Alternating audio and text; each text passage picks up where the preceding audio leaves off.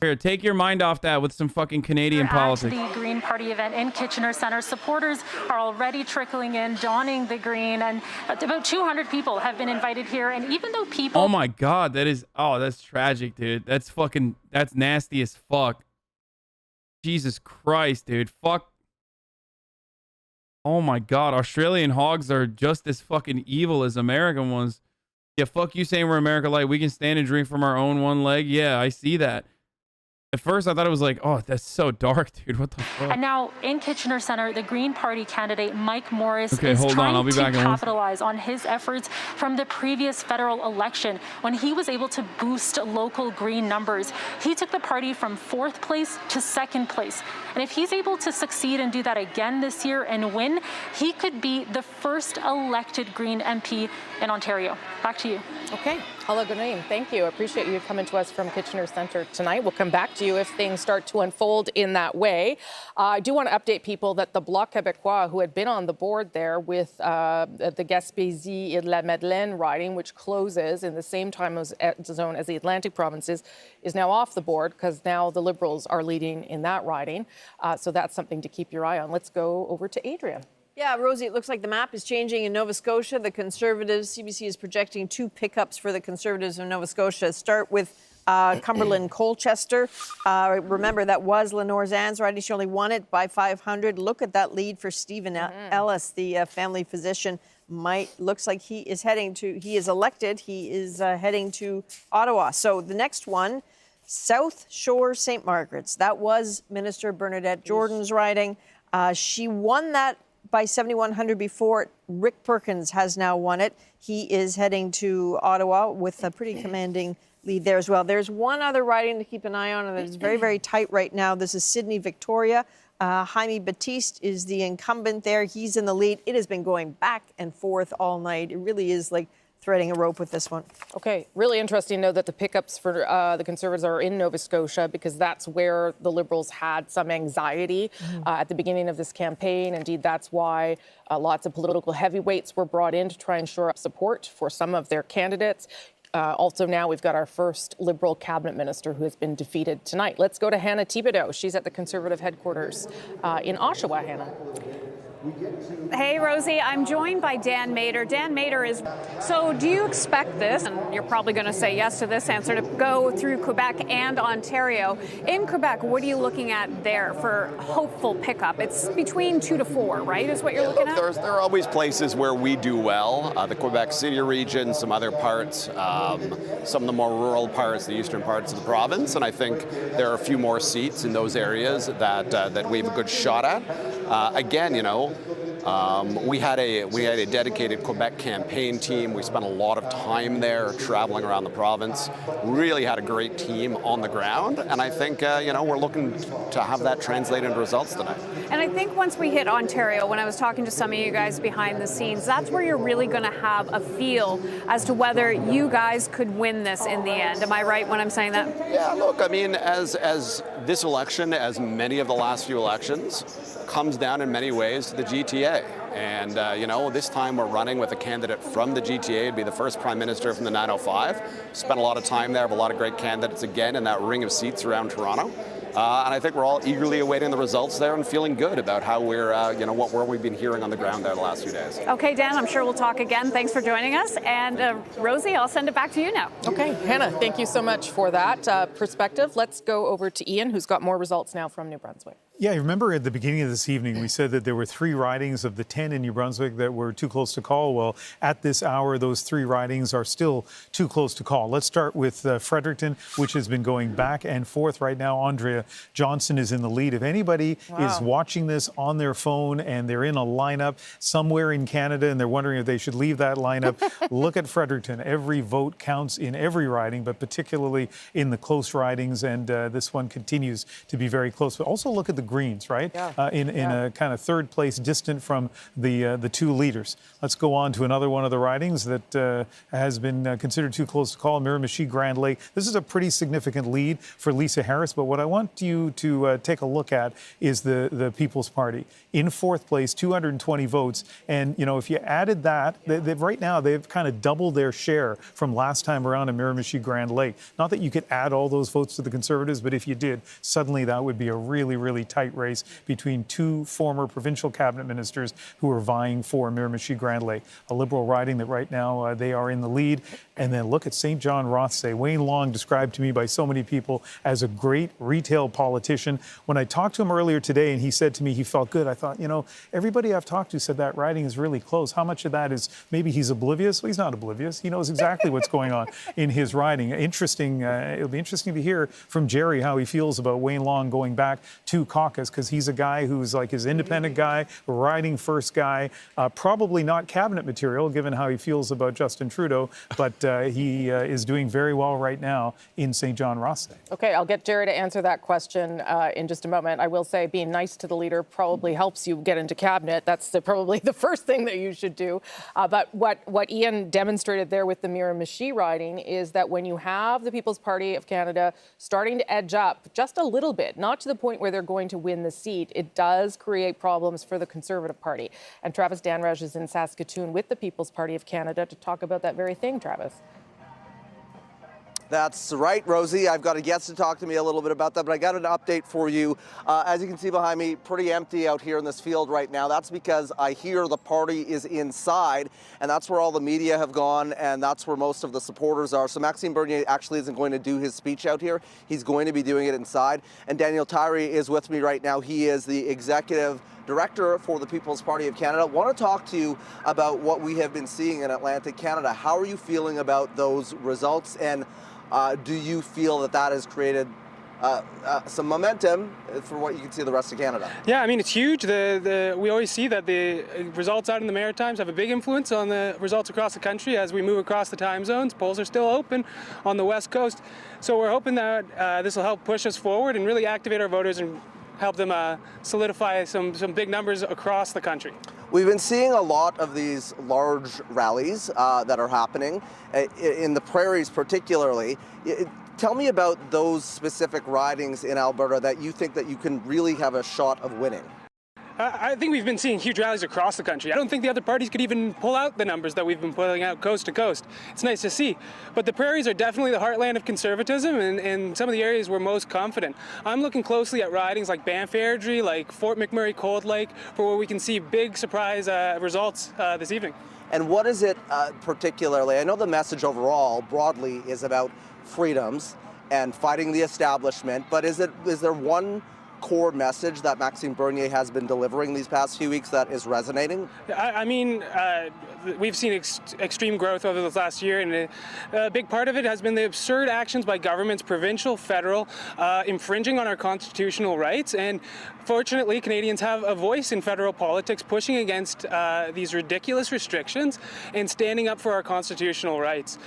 So that's seen people get disillusioned by the establishment parties, realize that there's deep corruption in all of these larger parties, and look for a new option. And we've been there to welcome them with open arms. We've seen voters from all different stripes, and especially non-voters, getting more involved with the political system, and they see us as their voice, and I'm very proud of that. Okay, and we got to leave it there. Daniel, appreciate it. You're heading inside. We are heading inside as well. Most of this crowd is maskless. They say that they have a contingency plan if bylaw officers do show up because COVID protocols in this province are broken. They will be moving back outside, Rosie.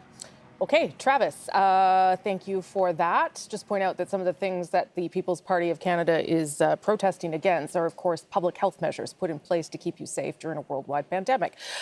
Lisa, I'll just ask you whether you think there's anything to this notion that the People's Party of Canada could eat in at support, like we saw there with the example in New Brunswick with Miramichi. Yeah, I don't think it's a direct correlation between the Conservative vote and the PPC vote. I think what the young man said there is true. People from all parties are coming into the PPC as a protest vote. And there's a lot of people who have never voted before who have suddenly decided they want to get out and exercise their franchise. Is it majority of Conservative? Perhaps. but you can't extrapolate one for one what's going on with the PPC. Okay, Jerry, I'll come back to you on that point. We've got 4 minutes now till polls close from Quebec to Alberta. So let's go over to Andrew with some final results or some more results from PEI. Oh, no, final is exactly the right word. Yeah, so I'm going to show you 3 ridings, 3 check marks, 3 Liberal candidates with good news tonight, starting with Egmont. So Bobby Morrissey winning his 3rd term here. The Conservative candidate, Barry Balsam, did not win, but hey, he owns one of the largest apple orchards on the island, and no election can take that away from him. We'll go to Charlottetown, where a man of many provinces, Sean Casey, born in Newfoundland, raised in New Brunswick, ran for a seat in PEI. He'll be going to Ottawa for work. But look at the Greens in 4th place in that riding, so that's notable. But also notable that the Conservatives are in 2nd. They've actually increased their share of vote in every single riding in Prince Edward Island tonight, so that's worth mentioning. But hey, as we go to this last riding here, Malpeque, Wayne Easter's success lives on in Heath MacDonald for the Liberals. But once again, the Greens, they would have hoped to have a stronger showing than they have here. Anna Keenan in 3rd place. But this is a Liberal sweep of PEI, all 4 ridings going red. Okay, so good news for the Liberals. And as you say, for the Green Party, they're actually down 10 percentage points in PEI, a place that where you would have thought there could have been possibly some support. Let's take a look here at the share of vote in Atlantic Canada. That tells part of the story, certainly. The Liberals still ahead, but the Conservatives have pulled up, as Andrew said there, their share of support across Atlantic Canada, and that's why you will also see this in the seat change, which we will show you now. That is something that will be encouraging to Conservatives as we leave Atlantic Canada.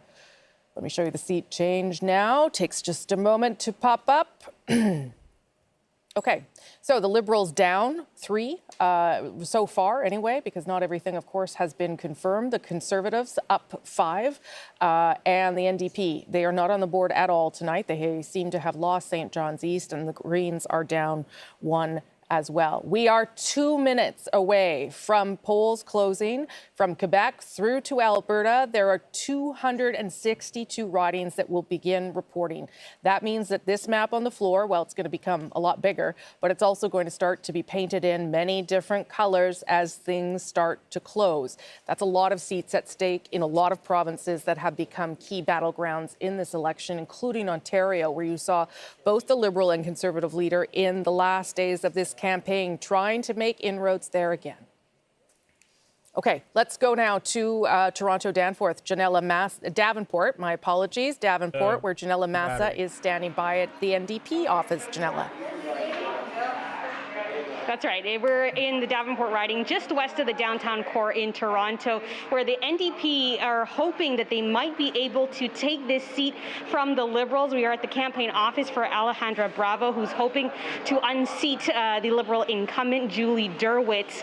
And, you know, this is a riding that has been Liberal for most of the time, with the exception of 2015, when the NDP took the most seats in their history, and they were able to win this seat and hold on to it not for very long, and went back to the Liberals in 2019 during that Liberal wave. So with the polls closing in just a few moments, we will watch and wait to see if the NDP will be able to take that from the Liberals. I'll send it back to you, Rosie. Okay, thanks so much, Janella Massa. I know that is certainly one that the Liberals were a little bit worried about, if there's any to be worried about inside the Toronto ridings. That was one that was certainly is it true that did Drake actually vote NDP? Leave Atlantic Canada in decent shape. Yes, they have lost seats, but they are still not probably at a place where they are worrying too much. The Conservatives, though, they've had some pickups, and if you're trying to form government, you've got to start picking up early and often. And so, polls closing now from Quebec all the way to Alberta, 262 ridings starting to report right now.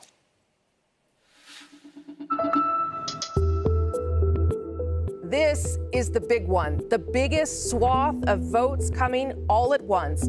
Polls closed just seconds ago in Quebec, Ontario, Manitoba, Saskatchewan, Alberta, the Northwest Territories, and Nunavut.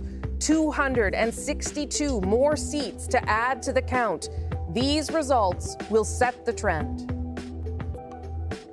Hello, everybody. This is Canada Votes 2021. I'm Rosemary Barton. This is the map of Canada at this hour. As you can see, we've had results from Atlantic Canada that leave you with what you see at the bottom of your screen there. The only two colors on that map right now, red and dark blue. Nothing else filled in yet. No other parties on the board. But we do know that there are some very early results from Ontario as we await now results from Quebec, Ontario, Manitoba, Saskatchewan, Alberta, and the Northwest Territories. And, of course, Nunavut. I would never forget you. Ian, some of the numbers we're seeing there may be surprising to people, and that's because we had some early results go in from Elections Canada. Yeah, lightning quick, right? So I guess these were advanced ballots that were accidentally inputted before the polls were closed. You didn't want to mention the writing because you didn't want to unduly affect things while the polls were open. But Brampton East, we can now name Stop the fucking count. Tell you that it How is is Quebec Brampton not East. winning every not seat? many votes there. Maninder Sidhu is the incumbent. This is He won in bullshit. 2019 by a big margin, and at this point, of course, everyone can see very few votes counted, but it is the first Ontario riding to officially have a vote count. Okay, and it starts to explain why those numbers may not have matched up for you if you were counting the numbers coming out of Atlantic Canada. Very few votes were inputted at this point. So let's go back to that one riding that is the Quebec riding that is reporting because it is in the Atlantic time zone, and Andrew's in charge of that one. Yeah, so this has been such an interesting race. And, you know, over the last, I guess, hour or so that we've been watching the result here, it's been flipping back and forth between Liberal and Bloc. And here on my computer, I have this really interesting way of visualizing it where we see it as a sort of curvy graph. Mm-hmm. And it looks like, you know, like a DNA double helix strand, how the two things keep just crossing over each other. Anyways, a small pleasure that I have access to that I can't show anyone at home. But Gaspésie, you can see the Liberal candidate right now in the lead. One of the reasons why it's been so close is, you know, Gaspésie is such a difficult part of the province to campaign in, right? Yeah. It's such a large area. It's a very rural area, very beautiful, mind you, but you almost literally have to campaign in that place, you know, town by town, issue by issue. And here's another riding that we've got. We can see very early results. A lead of 12, nothing to boast about, but nothing to be sad about either.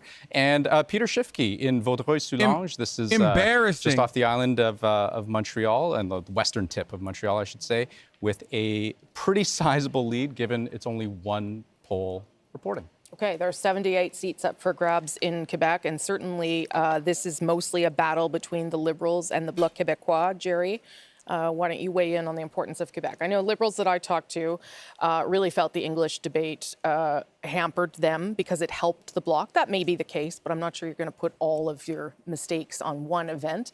But it did allow an opening for the Bloc, and I wonder how concerned they are about that tonight. Yeah, I think they're very concerned. There's no doubt that a lot of the majority hopes were pinned on winning new seats in Quebec. In my experience with Quebec elections, there tend to be clarifying moments toward the end of the campaign, and that was certainly one of them. It didn't help any of the non-Bloc Québécois parties on that stage. Yeah, and we should point out that Yves-François Bro, I swear to God, every time the Conservatives put another fucking blackface photo of Justin Trudeau up, Quebecers are like, why are we voting for the Bloc Québécois when we have a more racist person? What is this? How many times have you done the blackface?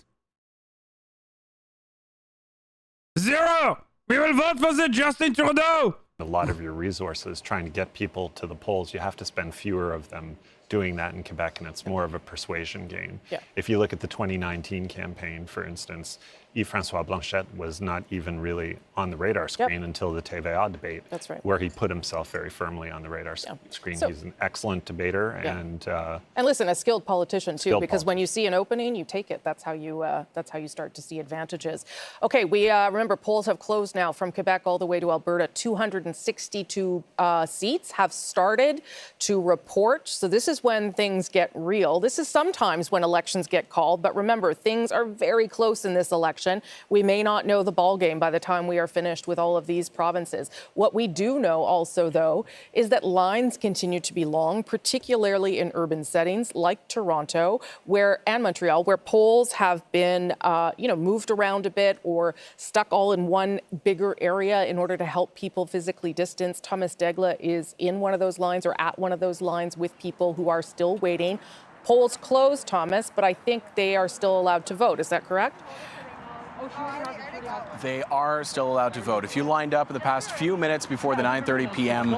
Eastern cutoff here in Toronto, let's follow the lineup, then these people are being told they are going to be able to vote. Though, anyone who is just lining up now, they're being told it's a 2 to 3 hour wait just to get to the front of the line. Wait, what? And I can tell you from speaking to the people at the front of the line, yeah, 2 hours is the absolute minimum. We can't really get all the way to the front right now. Bro, Canada's doing American-style voter suppression. This is awesome. York riding. This is the Fort Yeah, York, get historic fucked, site stupid. in, Yeah, what's up, dude? Oh, yeah. Oh, look at us. We have the health care. What's up, dude? Welcome to America, baby. Is due to a number of Let's go. factors, including the pandemic, including Elections Canada having to find locations where people can ensure physical distancing, for Elections Canada having trouble to find staff. The result is these pictures, which I think are going to be the defining moments, certainly of Election Day here in Toronto and probably some other cities where the number of polling stations have been cut. The lineups are huge. Rosie. Okay, Thomas Degla, thank you for that. We'll check back with you to see how that's progressing. Oh my God, I will they're just like say America. again, though, that we are all now much better used to waiting in lines for things because of the pandemic. And if you're going to wait in line for anything, my gosh, it should be democracy. Okay, Ian, over to you. Well, especially when we look at how close some of these ridings have been. And I was talking about Fredericton early on. In Ontario, we are starting to get some results. Let's take a look. We're going to just jump around the province as we see these. Algoma, Manitoulin, Kapuskasing, not many votes to count there. And really what people should note is Carol Hughes in third place now with so few votes counted. I mean, she has been the incumbent there for the NDP for, I think, the last 4 elections. And I think she's the person we should keep our eyes on as more votes get counted. Northumberland, Peterborough South, and there you see a lead of 1, and again, just small numbers. But we want to show you these. The Conservative Philip Lawrence, who's in third place at this point, is the incumbent. One more I want to show you is Nickel Belt, Marc Serre. Like Dominic LeBlanc, his father was... Oh my God, the Green Party dude's Pierre fucking... Trudeau Oh my God, look at his Justin forehead. Trudeau government. And It's fire. 2 terms, I think he's won, and in the early lead in Nickel Belt right now. Okay, thank you for that. Some early results coming from Ontario. Where am I going next here? I'm going over to Adrian. I'm sorry. Just wave. Right. Just wave when I didn't know. Right. Listen, you're a Manitoba gal, so we thought we would start with one from Manitoba for you. Selkirk, Interlake, Eastman, which is just north of Winnipeg. So James Bazan, he is the incumbent. He is in the lead so far. Keep an eye on the PPC down there in, I guess, 4th place so far. And we've got a few more coming in. I think we have Kildonan St. Paul. Kildonan St. Paul. I know we don't have the graphic for it, but we're keeping an eye on it. Yeah. It's only a majority of 1 vote, so it really doesn't matter yet. Okay, I was in James Bazan's riding over the summer. Going to a beach. So there you go. As you do. That's what it does. That's my only Manitoba story so far. Andrew, over to you. The Greens are on the board. Yeah. What does that mean? We've got some Quebec results coming in right now. So let me start with those, starting with Honoré Mercier on the island of Montreal. We heard from Pablo Rodriguez a little bit earlier in the program saying he was optimistic. He's certainly got reason to be optimistic in this riding in particular. He won it by a whopping 40 percentage points in 2019. No surprise to see him in the lead right now. Moving to Saint-Léonard, Saint-Michel. The Liberal candidate here won by 50 percentage points in the last election. And so another non-surprise. Let's go on to Abitibi-Témiscamingue. This was a Bloc Québécois seat in 2019. You can see the Bloc with a lead right now. It would be something of a surprise. I mean, the Liberals are pretty close right now. It would be a bit of a surprise if they would be able to. Bro, this dude's last name is literally LaCroix, dude. Pretty convincingly in 2019, and they were fuck our expected to do so. This guy doesn't even have a photo. Let's finish with Abitibi. Dude, Canadians should be embarrassed to vote for people like this. I swear to God. Results, as you can see, an NDP win here would be a surprise. This was very much a Liberal target at the outset of the campaign. They thought they could win in this riding. At a recent all-candidates debate, reconciliation and the environment, 2 really big issues in this very large riding with a large Indigenous population as well. The Liberals felt that they were fielding a very strong candidate in Lise Kistabish, Anishinaabe of the Pikagan First Nation. So we'll see how that riding shapes up. It's one that I'm definitely keeping a close eye on over the course of the evening. Great. Thank you for that, Andrew. And I should point out the green on the board there is actually in Quebec. So let me show you where that is playing out. Again, early results right now, but that is in the riding of Gatineau. where you can see a small lead there for the Green Party. NDP not on the board. Dude, why is every PP boy exactly the way you would expect them to look? Is that the Reddit Libertarian Party? Like, what the fuck? There he is with his wife watching results. Look, it's so much brighter in Vancouver, and that's because polls have not closed. It's not very late there. Many people still voting in British Columbia as we wait for more results to come in through the biggest swath of ridings. All the PP boys look exactly as you would expect them. Also, how's this shaping out, chat? I don't know. Like, it seems like NDP is getting fucking ripperonied right now. I mean, obviously it's too early to tell, but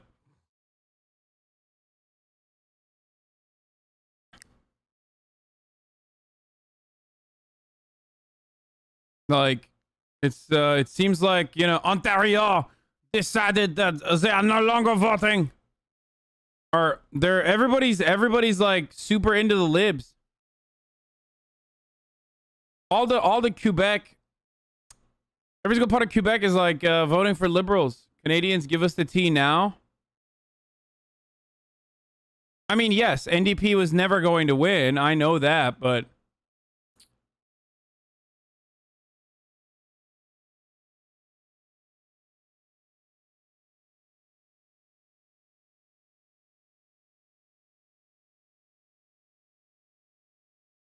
like, what happened in Quebec, dude? I feel like in Quebec they literally, it's just the blackface doing the work. An important province to keep an eye on, particularly because we know that the leaders pay a lot of attention to all those ridings in Ontario. Look at where we are so far. Again, these are early reports coming in from many different provinces. The Liberals leading in 40, the Conservatives at 16, the Bloc at 4, the NDP now finally on the board with 1, and the Greens leading in 1. All of these still early, so those numbers on the bottom of your screen likely to change a few more times. While I have them, though, I am going to talk to at issue because I didn't want them to, you know, go off and do something else while they're all at their remote locations. Andrew, why don't I start with you? So, I mean, the story that we have so far anyway from Atlantic Canada is that the Conservatives are the only ones who have picked up seats. Anything that you make of that so far? Well, the seat count for the stories coming out of Atlantic Canada of 9, maybe 10, is certainly at the top edge of previous forecasts before the election. It's consistent, I think, still with a minority Liberal government. This guy's American, dude. No shot. In Canada, okay, here's the rule. In Canada, anyone that sounds American, like a U.S. American, is conservative. Conservatives LARP as Americans. I've come to notice, like, they have like an American vibe and American energy, but like, you know, obviously like a pussy American. Don't get me wrong. Like, they're not like, even their hogs are like their hogs are like a fucking PMC lib. You know what I mean? Like, that's the most like cowboy they get is like a fucking soy, you know, marketing manager type liberal.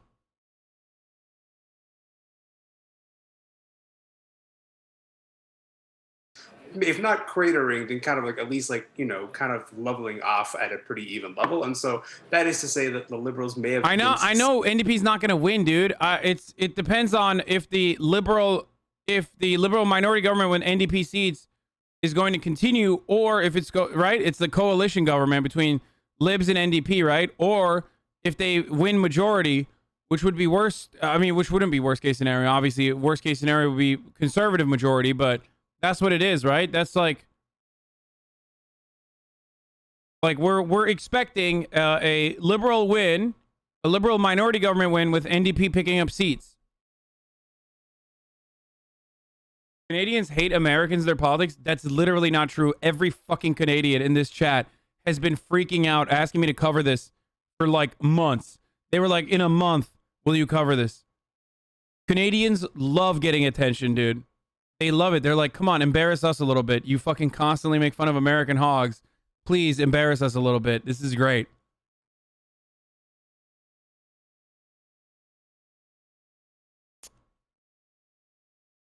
As the election was being called. So, I mean, feel free to extrapolate. But like, this kind of sucks because, you know, I want to see more from, you know, Bloc Québécois. That's my favorite. for the lowest percentage that was ever won in order to form a majority. 1997, also a Liberal who called a snap election at a time when people didn't think it was right. Manitoba was dealing with those catastrophic floods at the time. Althea, what do you think Liberals, because you're at Liberal headquarters, what do you think they would make of where they're at coming out of Atlantic Canada? I don't think they're too worried, frankly. I think one of the things that we are going to notice this year, perhaps more than in the past, is the importance of local contest, in the sense that, you know, there was a lot of anger around the government about the fisheries dispute. We saw that with the fisheries minister seeming to take a hit. But you can see that in a swath of 905 ridings, in southwestern Ontario ridings as well, where in some cases there's no Liberal candidate, or the Liberal candidate has been disavowed, or there's just no incumbents. So I think that we're going to have a lot of, there's a lot of strong local candidates who might swing things in one direction or another that are not necessarily tied to the performance of the party leaders. And that's if NDP doesn't pick up seats this election, I'm blaming Northern Line. And you then can come back and I'll force you to extrapolate as needed. Thank you all very much. Appreciate it. That is at issue with us throughout the evening. Ian, I think you have some results, do you? You know, I'm trying to text friends and then you want me to actually report results? Sure. Can we do that later? I can do that for you.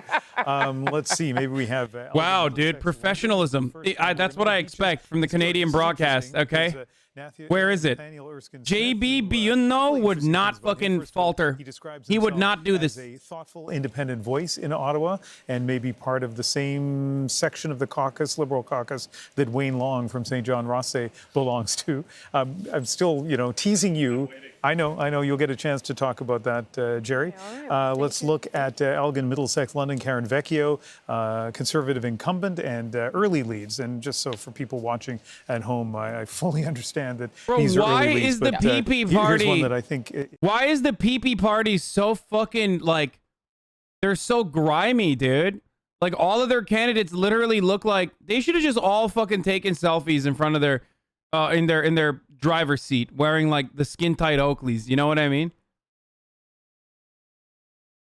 All the PP candidates. She no longer is part of the Conservative Party, I don't think. I think that they said that they kind of distanced themselves from her. So I'm not sure if those votes are advance polls before that happened, or people that came in today and voted for her. We're going to hear that theme again with a few other ridings and candidates who are no longer associated with their party, even though they're on the ballot. But just wanted to flag that. Bro, this guy's been flexing that Ian is his uncle the entire time, bro.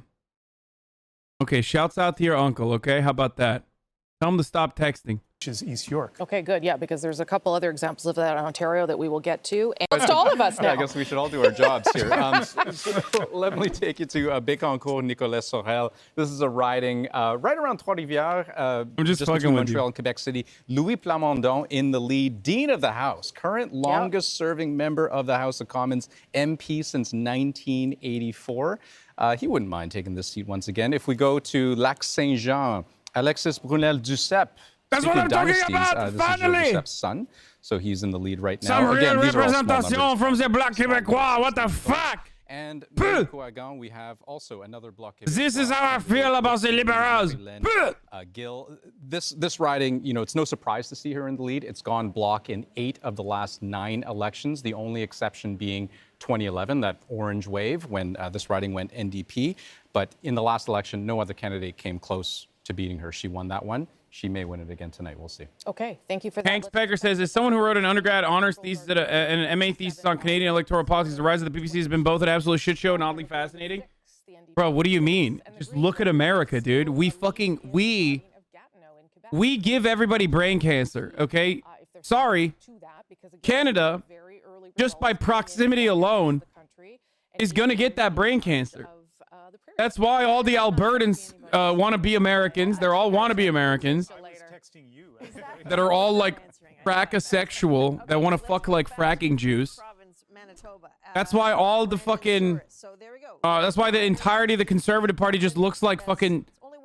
Like a oil and gas industry lobbyist living in Virginia. Okay? Every conservative, none of them look Canadian. Every conservative sounds American.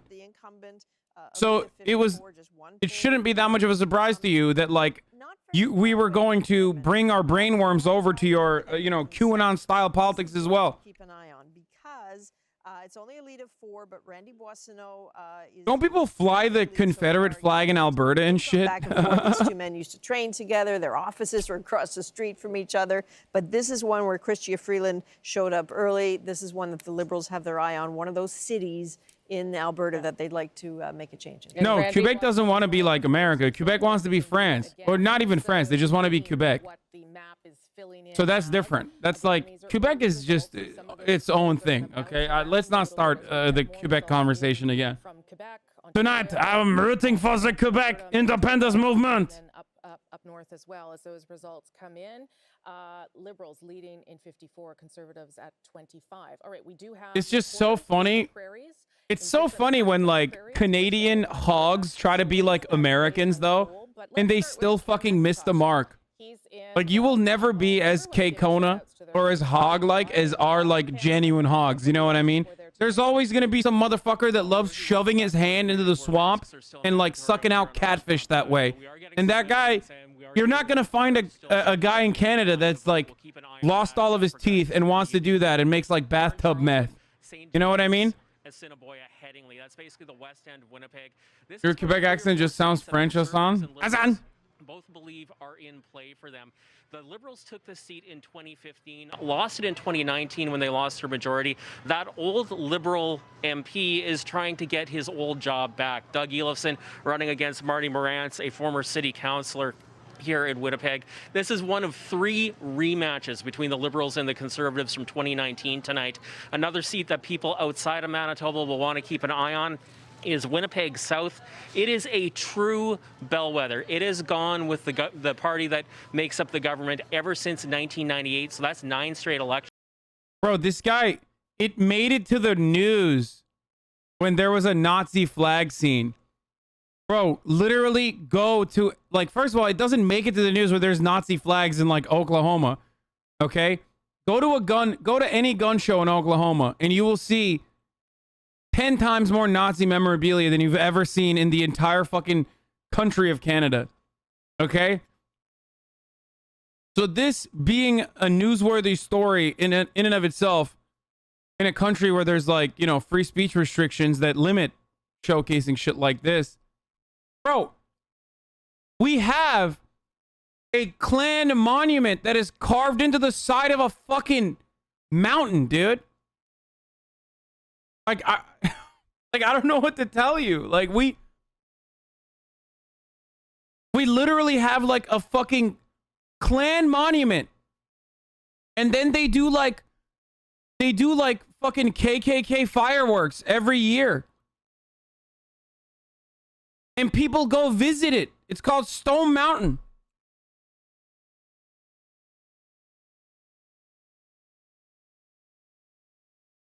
We sell Nazi memorabilia at head shops in Dallas. Not joking. Yeah, of course, dude. PPC is trying to do, like, America cosplay. And, maybe they're succeeding a little bit better than everybody else. But conservatives just sound like Hillary Clinton. And Justin Trudeau sounds like a fucking liberal who took, like, a gender studies 101 course and, like, didn't really understand it but wants to get pussy. That's what your fucking party politics looks like. Right, and it's that 4th wave that you're talking about is exactly why we are here at George Chahal's Liberal campaign event, if you will. It's one of very few that are going on, and as you can see, it's being held in a parking lot. So right behind me here is a lot of media who are here just to have an opportunity. So Obama? Bitch, you think Obama gave a fuck about social justice? He literally said Black Lives Matter protesters were thugs in Ferguson, dude. Yeah, dude, Obama didn't do half the fucking, like, aesthetic bullshit that Justin Trudeau does. Justin Trudeau has, like, literal fucking costumes of every country that he visits, dude. Looking like a clown ass. Every time he goes to India, he's like the only guy dressed up in, like, full fucking traditional garb. Whereas all the other, like, Indian dudes he's visiting, they're like, the fuck's this guy doing? Obama never does shit like that, dude. He didn't give a fuck. One of the things that we are watching for, too, in this riding is Harry Dillon, who is with the PPC. It might be the only riding in urban Alberta where we see the PPC actually having an effect on the outcome.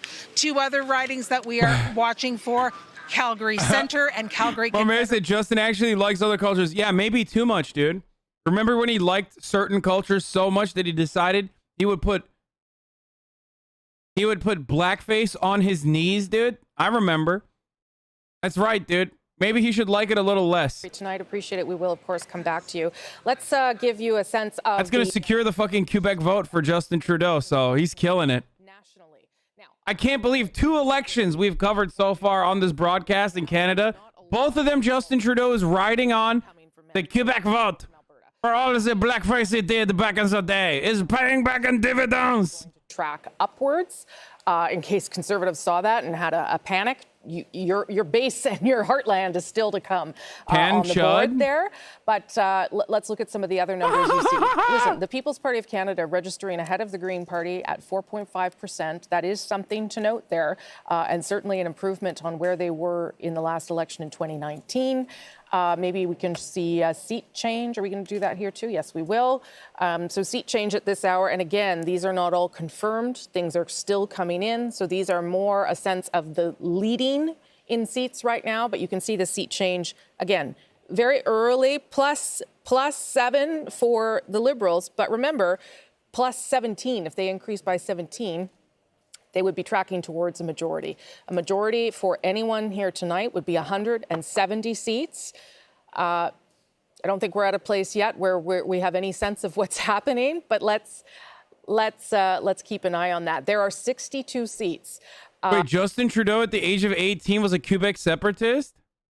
Pierre Trudeau was sounding a bit like his father today. 18-year-old Justin Trudeau is now a student at a community college in Montreal. It's one of many Quebec colleges gearing up for a referendum next week on the question.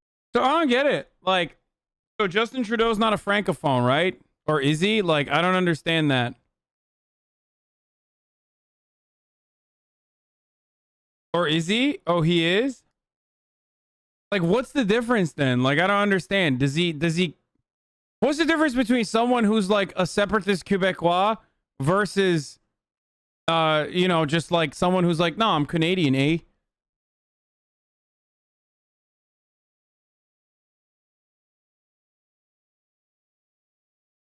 He was born in Montreal. Wait, hold on. I'm gonna play this video. Quebec's place in Canada. Justin's position is clear, but as Neil MacDonald reports, Trudeau the younger likely won't be as successful in arguing his point as was Trudeau the elder. The result of the vote is pretty well a foregone conclusion. Most Quebec students are about as interested in federalism as they are in lawn bowling. Nonetheless, the debate is on at 31 colleges among 74,000 students. Arguing the federal case at College. Damn, we got someone in the chat says, I have voted Bloc, voted NCP today. Not a separatist. Jean Brébeuf today was the son of its most famous alumnus. I mean, he's good looking. Like, he's a good looking dude. Ne chie pas sur le Québec. Justin Trudeau and his team were lonely voices for the Confederation. Lonely and unpopular. And his opponents, who want a fast track to independence, were cheered before they'd even uttered a word. The thing is, like, I literally don't understand why people from Quebec distinguish themselves as like separately than like other Canadians. Like, I'm not even joking. Like, I legitimately, personally don't understand. It seems to me like it's personally like an attitude thing rather than like anything else. You know what I mean? There's a lot of history. No, but like, it's like Texas being like, we need to secede. That's what it feels like.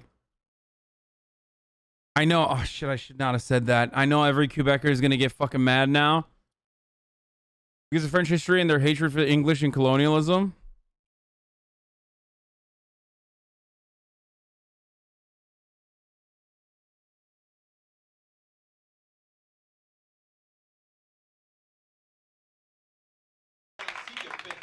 Later, with a trademark family shrug, the young Trudeau said he doesn't much care what his peers think of his views. Everyone's got peer pressure at this age. I mean, there's pressure to smoke, there's pressure to do all sorts of stuff. And I've never been affected by peer pressure. Never. Students at English language colleges distanced themselves from the referendum when they realized pro-independence groups were paying for it all. French schools have not taken an unbiased view towards this referendum. The vote is set for next week, but organizers say they have no intention of presenting the results to the Commission on Quebec's future. They say the vote will speak for itself, a simple and direct yes or no to Quebec's sovereignty. Neil MacDonald, CBC News, Montreal. That's Norm Macdonald's brother? Wait, really?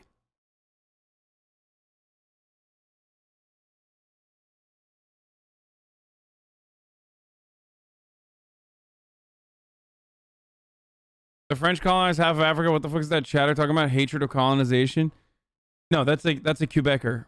That's what it is. Don't get him started. Okay, they're gonna get started now. Now you look what you did. Look what you did. Now, literally, all of them are going to talk about how they are also colonized by the English and how similar it is to the First Nations plight.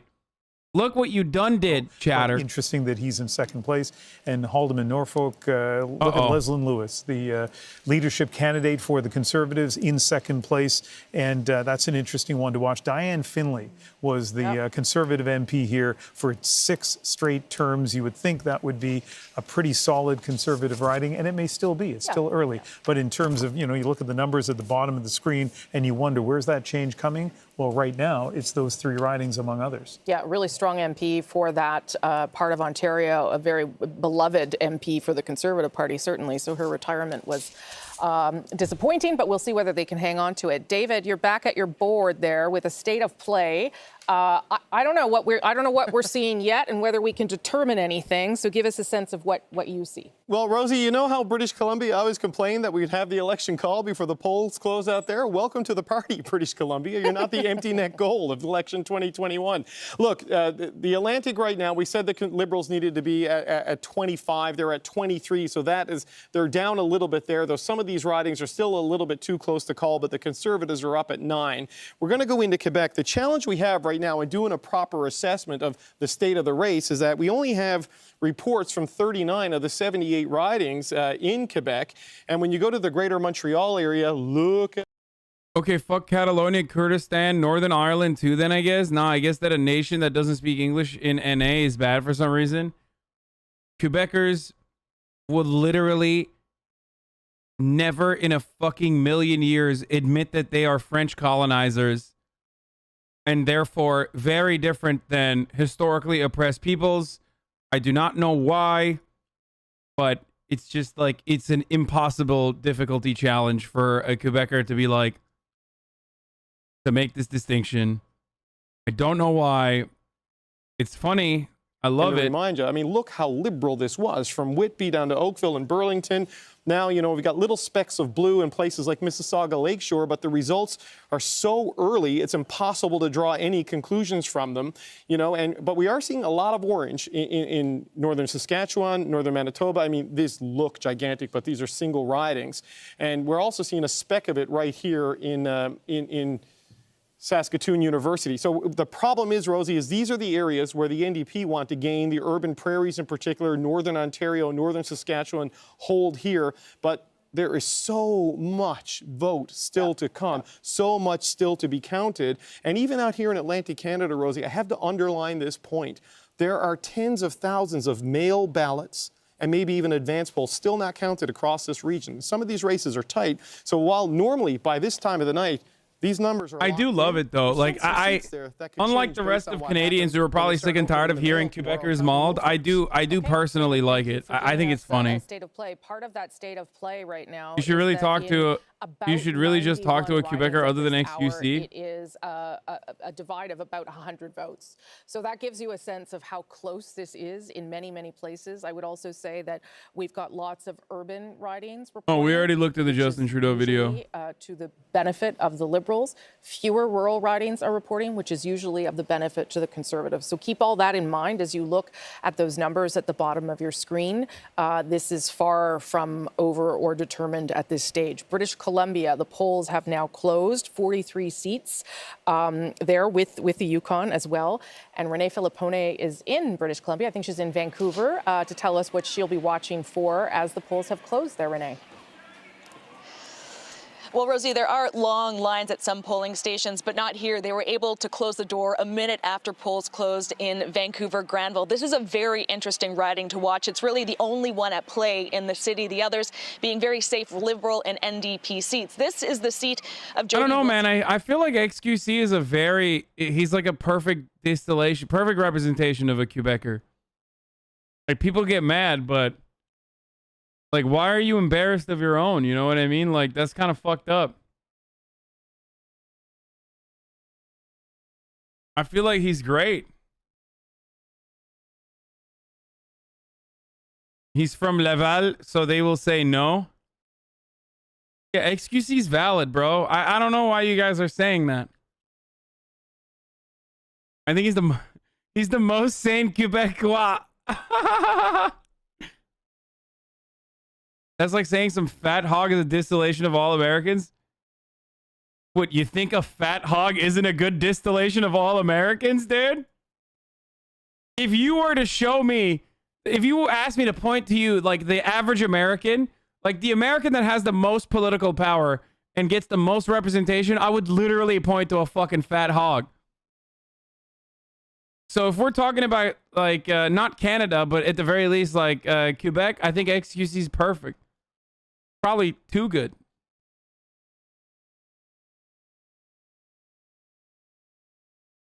Quebec Bloc lefty voters are delusional, thinking they're not racist and thinking they're the only leftists in Canada. It's straining Quebec straight Quebec exceptionalism. Yeah, it's like a fat hog is the most American thing, dude.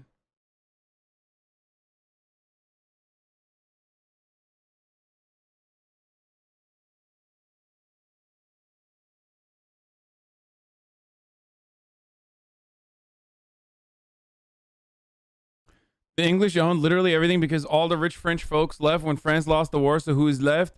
The poor and the disenfranchised French folk. The English put in laws that would have them renounce their religion and not allow them to get to work. It is not at all comparable to what happened to indigenous folks, though. Yeah, I mean, it seems like, first of all, you're still white, right? I don't know if you guys know that, Quebecers. You're still white. So what that means is, it seems like there's a endless amount of restitution that the Anglophone Canadians have offered the Quebecers. Don't get mad at me, but I feel like if they were to offer similar amounts of restitution to the indigenous population, like whether it's America, whether it's in the United States of America or like anywhere else, I feel like the First Nation people will be like less mad. Does that make sense? Like, there were two elections that were there were two debates in French and one in English. And I get it, like, it's like because Quebec is like a really important swing district.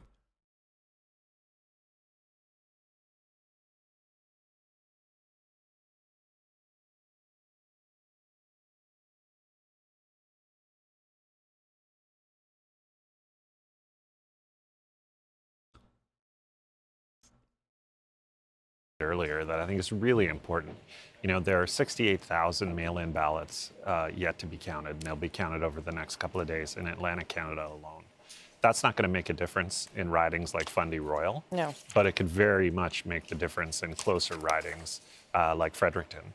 And I think it's really important for us Yep. to say that off the top, because we certainly don't want a situation like we've seen in the United States about people questioning the validity of mail-in ballots. No, and the reason why they're not being counted until tomorrow is for that very reason, to make sure they are Precisely. valid and make sure they have been cast by the same person, that someone didn't come in person as well. And I should tell people that when you look at the sort of the top Okay, for the list Americans who are wondering, yes, the Liberal Party is like supposed to be the Democratic Party. The Conservatives are the Republican Party. Bloc Québécois is impossible to describe to you in terms that you will understand. Imagine if the Texas Yee Hogs had their own language and wanted to separate. Except Quebec could probably operate on its own, but Texas certainly cannot. You know what I mean? So there's that. And then the NDP is like the Bernie Sanders party. Maybe a little bit more lib than the Bernie Sanders party, but yeah. Yeah, Bloc Québécois is also French speaking. They're francophones. So yeah, but BQ is interesting because like they're separate. They're kind of separatist. Like they want to, they're very proud of being francophone. Okay, but also at the same time they're like weirdly progressive, especially when it comes to environmental stuff. But they also simultaneously feel like no one else is progressive. And also are, some of them are deeply racist. So actually there's a lot of racist rhetoric similar to how France is racist towards Islam, also in Quebec. So, it's interesting. But economically speaking, like when it comes to economic policy, it seems like they are progressive. And the funniest thing is, just like 4chan dipshits and whatever, every time you say like Bloc Québécois has some like racist rhetoric, they'll say, "Can you show examples of racist rhetoric, please?" And then I go forward and show them examples like the fucking Muslim, the turban ban, while imagery depicting like Christianity is not held to that same standard. They say that's not racist. That's just we are Islamophobic, and that is Quebec. And then they'll, or if I say stuff like, the dude for Bloc Québécois compared the plight of Quebecers to indigenous people to the face of an indigenous person, like a First Nations person, and they say, well, that's because we were also colonized by the English, and the first place that the French actually came to, it was unoccupied, so we were not doing colonization like the English were. And that sort of thing. But from what I understand, yeah, as Michael pointed out, yeah, play a game on a Quebec server and you will learn if you want to understand Quebec culture.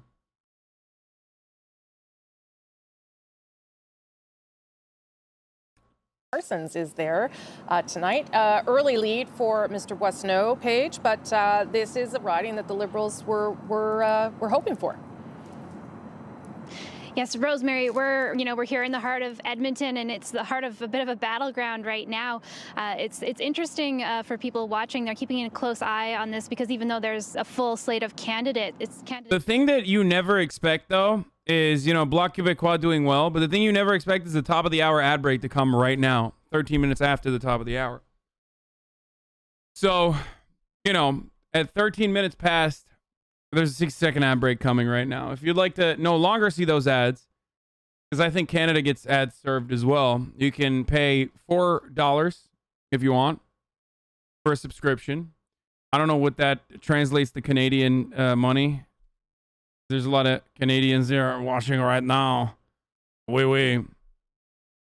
Or you can do it for free if you have a Twitch Prime. I don't know if Canadians have that. You can also just use an ad block or a VPN. I'm sure if you change your VPN to Quebec, there's probably no ads being served there. So you can do that in honor of tonight and in honor of Bloc Québécois.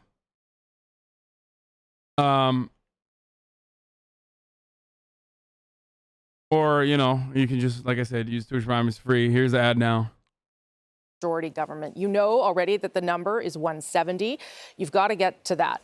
The Liberals right now are leading in 121, okay? But it's leading. We know these are early races, but we wanted to show you, leading or elected in 121, we wanted to show you what they would have to add to that in order to get to 170. So the 45 number you see on your screen there, those are seats that they had before. They'd have to hold them, and then they'd have to pick up 4 more. So that is So it's actually fine for French Canada to be overtaken, oppressed, and colonized. What the fuck is your take here? Who did French Canada take land from?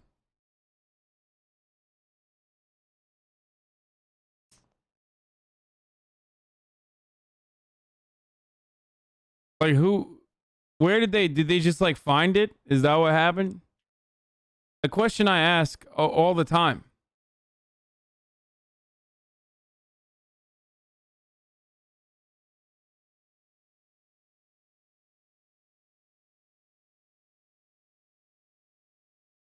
Like, I'm sorry, Quebecers. I mean, there might have been some oppression in the aftermath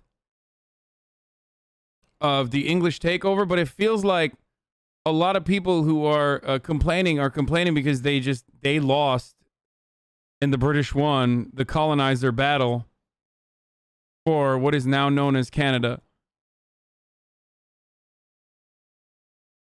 And to the people who keep saying, like, excuse a bad representation of people from Quebec, like, I feel like he's way more chilled.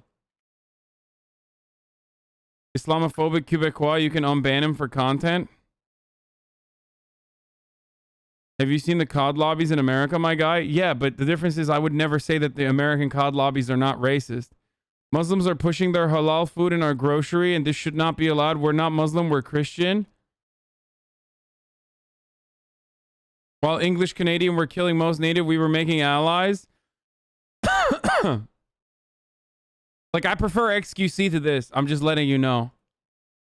I like, so for people who say, like, you know, XQC is not a good representation, like, I literally prefer XQC to the whatever this is.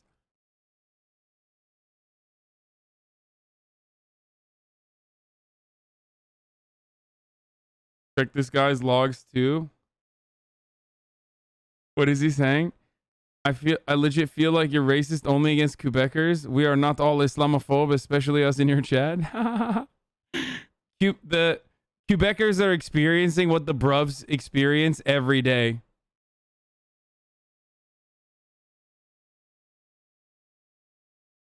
I'm too triggered by your ignorance. Quebecois were called the N-word.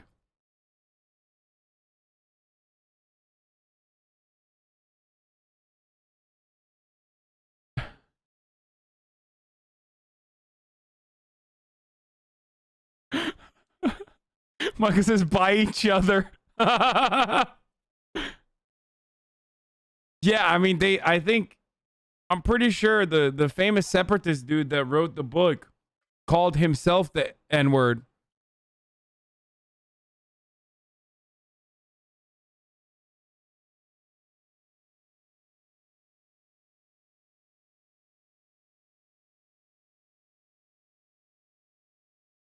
The guy, if I'm not mistaken, called himself the white N-word, actually.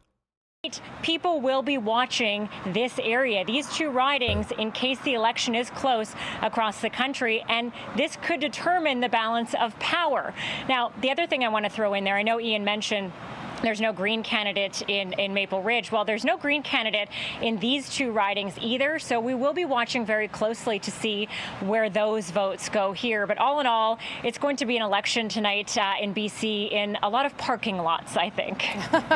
But the good news, Anita, is that the rest of Canada hasn't figured it out yet. So what happens in BC is really going to matter more than ever. So everyone can stay up late and watch. Thanks so much, Anita. We'll come back to you as the night unfolds. 42 seats obviously up for grabs in British Columbia. And as we've been talking about... Dude, everybody keeps saying, like, no, some English Canadian was literally saying the Quebecois speak white because we saw as inferior in the past. Okay, but, like, I feel like that's like an Irish person living in Boston. You know what I mean? That's what it feels like. For some reason, like, every Quebecer sounds like an Irish person living in Boston, like an Irish hog who's like, You know, we are being oppressed. Like, we are being oppressed all the time. And in the 60s, they used to say, like, you know, no Irish, no blacks. You know what I mean? And that's what it screams as, like, you know, false victimhood. All your takes on Quebec are correct. The Quebecois just want to be special. I mean, they are. They are special. They're very special. I love them. What you feel is out of historical context. It is based on your general understanding of what it is today. So French people are like Irish people in Boston? What? No, it's like I've heard from so many Irish and Italian people living in the fucking tri-state that they themselves are just as oppressed as like black people because they were oppressed as black people, even, is what they say. And that kind of oppression still carries on to this day in their minds. And, you know, it's just not like, it's not real.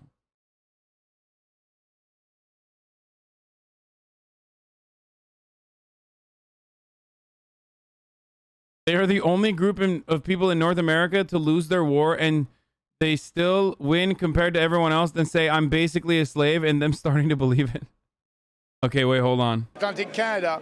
So I believe that tonight will be a good night, and our goal is to increase. This is not going to look good for the Quebecers right now, but this guy does not represent all of Quebec. After 38 years, and as you know, we created that body only 2 years ago. So that's going well. It would be an important step for the People's Party of Canada. Yes, it's but Nazi Alec Baldwin. This party is there for the long term.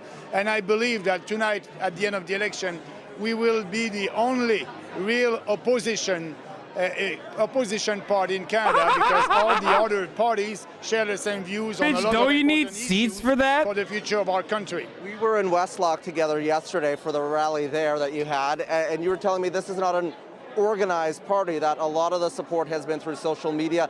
Talk to me Dude, a little bit about I know who this is. This is, I know, it's Maxime Bernier! But, you know, the strategy was for us to use social media. He's the only man who cares about the future of Canada. They didn't want to cover us in the beginning of the campaign. They ignore us. But we are here right now. Yeah, but yeah, you are here. It's a little bit late, but I'm pleased that you are there. And we are not part of the national debates also. And I travel across the country. The goal was to do rallies all across the country. And that went very well. You know, we have 1,000 people in a couple of our rallies and 400, 500 people. So I was able to speak to Canadians and explain our platform. This movement is growing step by step, but I'm very pleased with the campaign. You know, I know that a large part of this is about COVID and, you know, fighting against COVID restrictions and vaccine passports.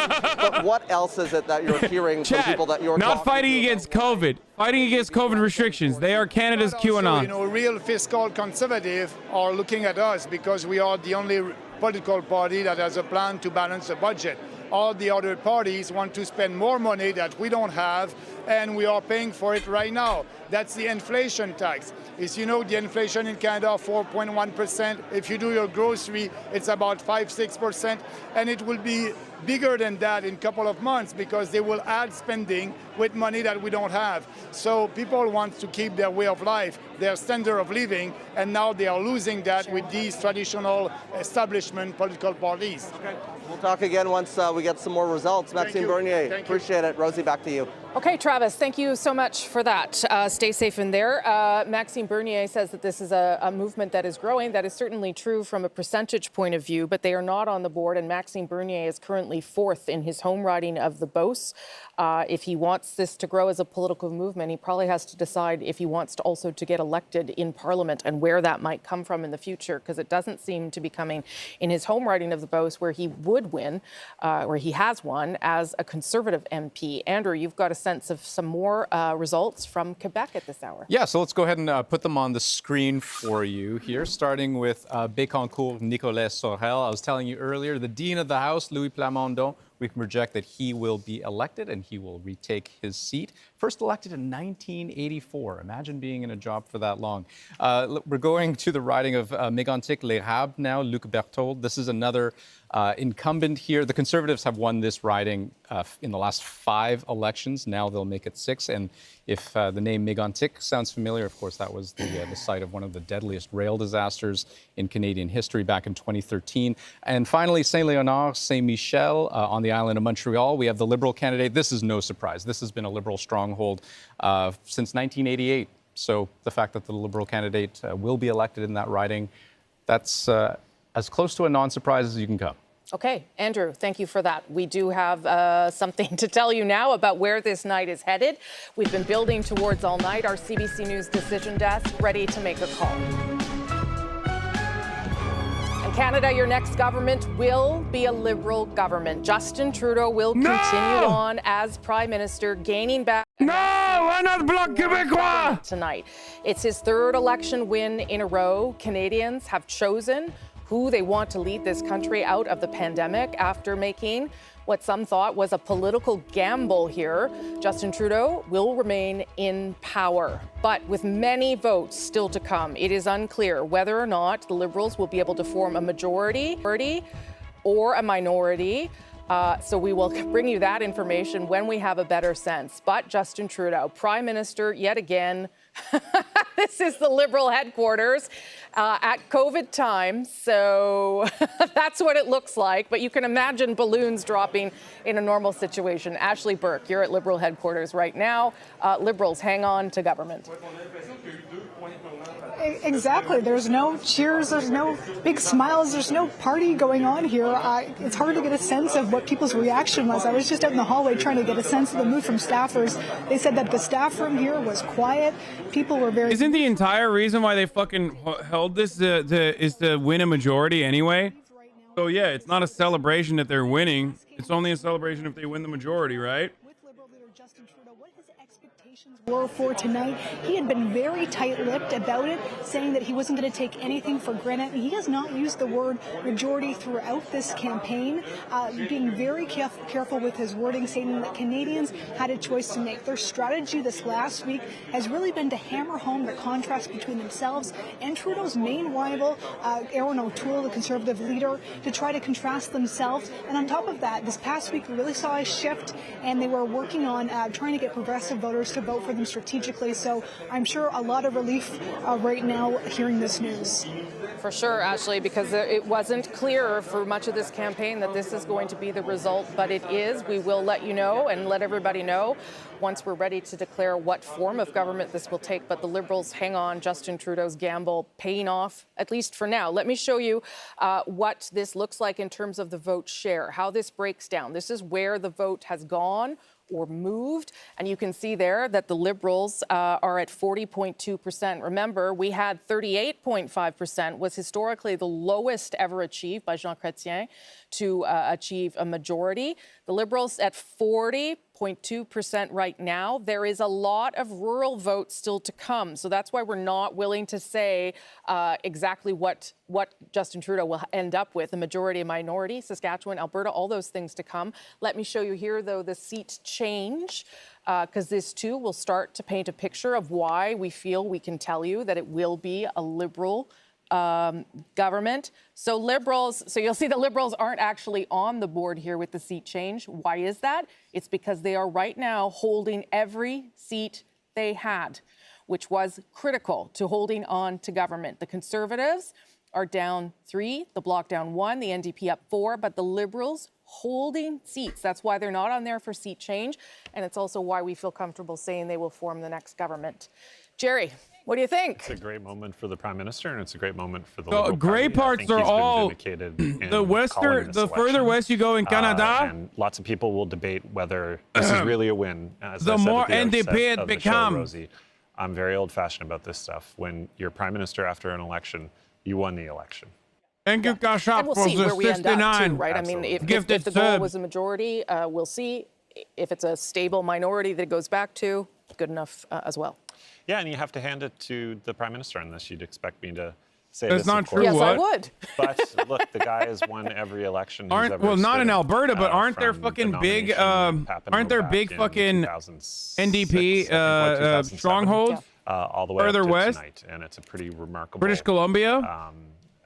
decade and a bit in politics. Okay, I'll get Lisa's reaction in just a moment, but first I want to go to David Cochran to show us how some of this has unfolded and what we're still waiting for in some ways, David. Yeah, Rosie, we're still waiting for a lot. Now, the projection has been made, but I'm going to tell you that right now the most certainty we have is in Atlantic Canada, where it's a 23-9 split, but there's still some ping-ponging back and forth in the Atlantic provinces. And in Quebec, we're still waiting for results from 7 ridings. But I'm going to go into the greater Montreal area. You can see the Liberals holding on to their base of strength in Quebec here in the island of Montreal, and it looks very much like it looked in 2019. We've got a few blanks to fill in yet. We don't know what color those are going to be, but there's a stability emerging there. I'm going to just have a poke up at the Quebec City region. We still haven't even heard from the Quebec Liberal incumbents right here, and Joël Lightbound and Jean-Yves Duclos, but right now they're up in Beauport-Limoilou, which we know is a Conservative target. Now, here's where there's a lot of Liberal votes left to come. We haven't got the results from them. We're going to go into the greater Toronto area eventually when I start using the map properly, Rosie. There's still a series of seats here to get some details on, and in the 905 as well. But look at all of this. This was a target for the Conservatives. This is where Erin O'Toole made his closing argument in the final days of the campaign. It looks a lot like 2019 with those 2 blue right now being red here in the suburbs north of Toronto. The concern was that you'd see some loss up here for the Liberals, and down here in the Oakville-Burlington area, we're still waiting on results from Milton and Oakville-Burlington North, so not a lot of information to give you Drake there. was Even running out through in the smaller 6, areas in the kitchen. trying to get These are seats people to that the vote for Conservatives are hoping Trudeau to pick up. We're still waiting on numbers there, but by far the biggest blanks to fill in are in rural Alberta and in British Columbia. And just zooming in on the lower mainland, the greater Vancouver area, these suburbs are a big battleground where the Liberals, the New Democrats, and the Conservatives are expecting to be in play. So still a lot of numbers to come in. We are short results from 48 ridings at this point, which just goes to show you what's happening in places across the country, or even in Ontario. Rosie, people are still in line voting potentially. Yeah, but a lot of those ridings, and this is why we've made the call for Liberal government, are in places where we know Conservatives are going to pick up, but it's still enough. There's still enough of a gap here. Just a reminder, as we hear more about the results that have led us to make this projection, the Liberals left the House. BC is so NDP that I've had multiple combos with random girls about you. Still tracking Wait, really? below that. It's a win. Well, I'm moving to fucking British Columbia, dude. Let's go. They left off 5 weeks ago. Andrew, you've got some of the results from Quebec. Yeah, well, and it's so interesting that Quebec, a province I bet they're all fucking cute too, because they're Canadian girls. In federal elections, is sort of the picture of stability in 2021. But you know, if the Liberals, it's like an entire country of women that are from, you know, is one of them. This was a Bloc Québécois Colorado and Washington. Like everybody looks like, I imagine everyone in Canada looks like the girls in Twin Peaks. Within just a few percentage points, Martin Francard right now with a lead, slim lead, and you can see it's still a 3-way race. I mean, the Conservative candidate in particular, Yves Lévesque, very well-known former mayor of Trois-Rivières, but Martin Francard, he's been a journalist, a columnist for decades with the local paper, also very well-known figure. In Beauport-Limoilou, this was another riding that was a Liberal target. Stay away from our women! Right? So slim. So, you know, kind of helps you tell the story in terms of why it's not easy to predict what kind of a Liberal government this will be. But the Liberals in the lead right now in what was a really tight 3-way race in 2019. And in the final week of this campaign, both Trudeau and Yves-François Blanchet visited that riding. Finally, Gaspésie-les-Îles-de-la-Madeleine. I've been watching this riding so closely over the last little while. Diane Leboutillier, a cabinet minister who's got that cabinet posting on the line, not just the seat. This would be a key hold for the Liberals. They'll be heartened to know that they're still maintaining that lead in this place in particular, because they knew it was going to be close. It was close in 2019. They knew the Bloc Québécois had invested more resources into this riding than they had last time around, because they saw it was a viable shot. Yves-François Blanchet visited that riding a number of times over the course of the campaign. That's a key hold. All Liberal cabinet ministers are leading in their ridings right now, with the exception of Bernadette Jordan, who was defeated in Atlantic Canada. Let me show you the map at this stage here. There's one other cabinet minister trailing, that is Mary Monsef in Peterborough, which was of concern to the Liberals, so we'll keep our eye on that. This is what the map of Canada looks like right now. So you can see that the Liberals have picked up. The reason you can't see Does a lot anyone of care red about the here is Canadian because elections? the Liberal I do. support is largely in I was, some of these you know, urban I was centers. watching to see how much momentum Bloc Québécois was going to have, because it's my favorite party in the American continent. Be a Liberal government. I'm a little disappointed with their that is the fact. That is with their performance. I mean, 2 French debates, 1 English debate. That Liberal leader Justin Trudeau, where Prime Minister, who will continue to be Prime Minister, forgetting his fucking name. Where the dude, he was like complaining about how the fact that we are speaking English right now in this debate shows that the Quebecois is not free. More information about what kind of government it is. Blanchette. Before that time, Blanchette Ian has some more results from Ontario. 12:30 Eastern, so I have to extend my parking. You may have to stay overnight. Okay.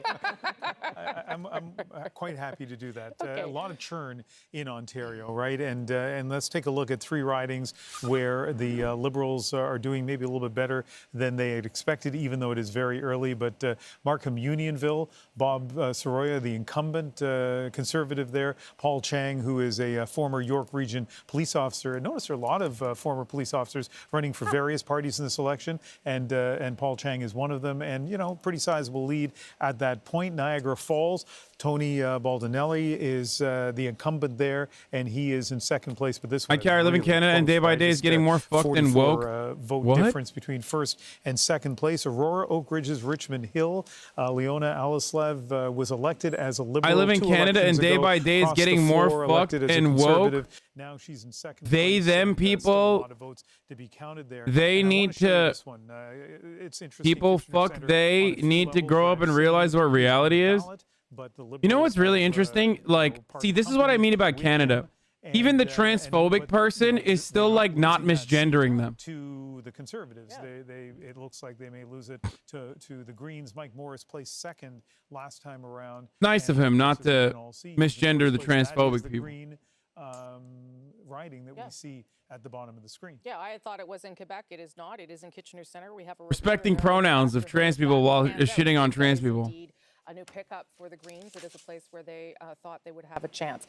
Okay, Liberals right now, as we say, they are going to form government. The Prime Minister gets to keep his job. It's because it's illegal here. Yeah, he'll go to jail alongside Jordan Peterson. But you can see the Conservatives now starting to track back up, because when they left, of course, when the House was dissolved, they had 121 ridings. So they are hoping that they can at least get back up to where Andrew Scheer left them in 2019, which was a bigger overall popular vote and 121 seats. Let's see if they can get there. I don't know, my friend. It looks like if land could vote. NDP is winning. Why do you not have the electoral college? I don't know why I'm still doing the French accent. With one in Ontario. So let's go to Adrian now, who can start to tell us about how those. But like, it seems like NDP's winning, boys. Very surprising way in the prairie. I'm American, okay? To me, land votes. But what is kind of interesting right now is some of the patterns that you're talking about, the places the Liberals may pick up. So if you go into, again, Manitoba, and we're not doing this on purpose, Rosie, just for you, but here we go. Charleswood, St. James, Assiniboia, Headingley. This was the tightest race of 2019. This is a place where Trudeau went to spend some time. Do you think the U.S. would benefit from a parliamentary style of government like Canada? Yes, of course, dude. The lead is very tiny, 176.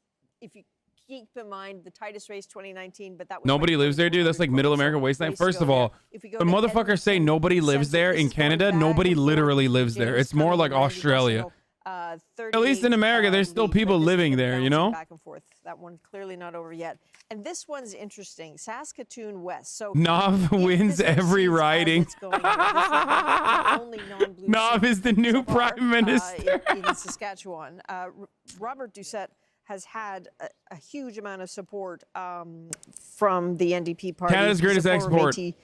Nation, Saskatchewan president, lifelong politician, very good ground game. This was a Conservative seat, still is right now, but 5 of 169 polls reporting Robert is in the lead there. So let me just say to you, if you are still... Dude, why does every fucking pee-pee party person have like a weird hat on? Marxism, novism is taking over Canada straight up. You'll still get the chance to do that, and it will still matter when it comes to the results here as well. Lisa Raitt, I haven't heard yet from you. You haven't called on me yet. No, I know. Rosemary. I know I have time for you. Obviously, a disappointing night for Conservatives. It's going to be a disappointing night for Conservatives. They picked up in the Atlantic Canada, which is great. I'm just watching what's happening in the GTA area. Still not really sure on a lot of the outer ringed ones to see whether or not the message connected. But, you know, I give credit to the Prime Minister. He won. He is going to form the next government.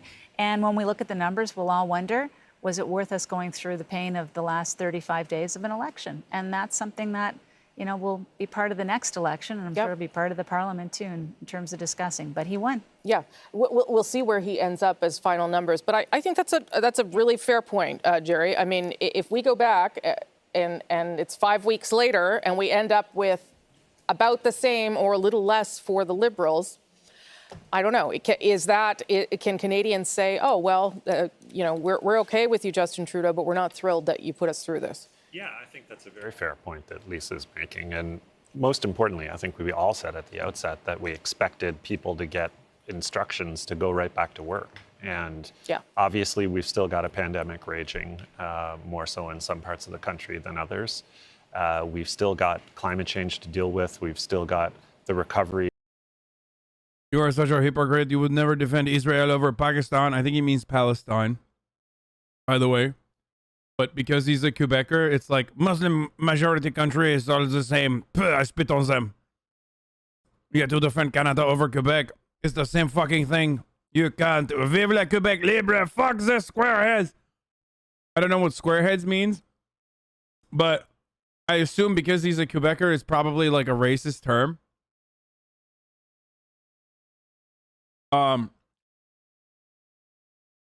Comparing what Palestinians, who are the indigenous population in an area, and like the apartheid state that they have to live under when they have no water, like no clean water, living in the largest open air prison, to just speaking French but still having like equal rights now as to the Anglophones in Canada, is peak Quebec argumentation, while simultaneously also shitting on and forgetting that like Pakistan is not Palestine.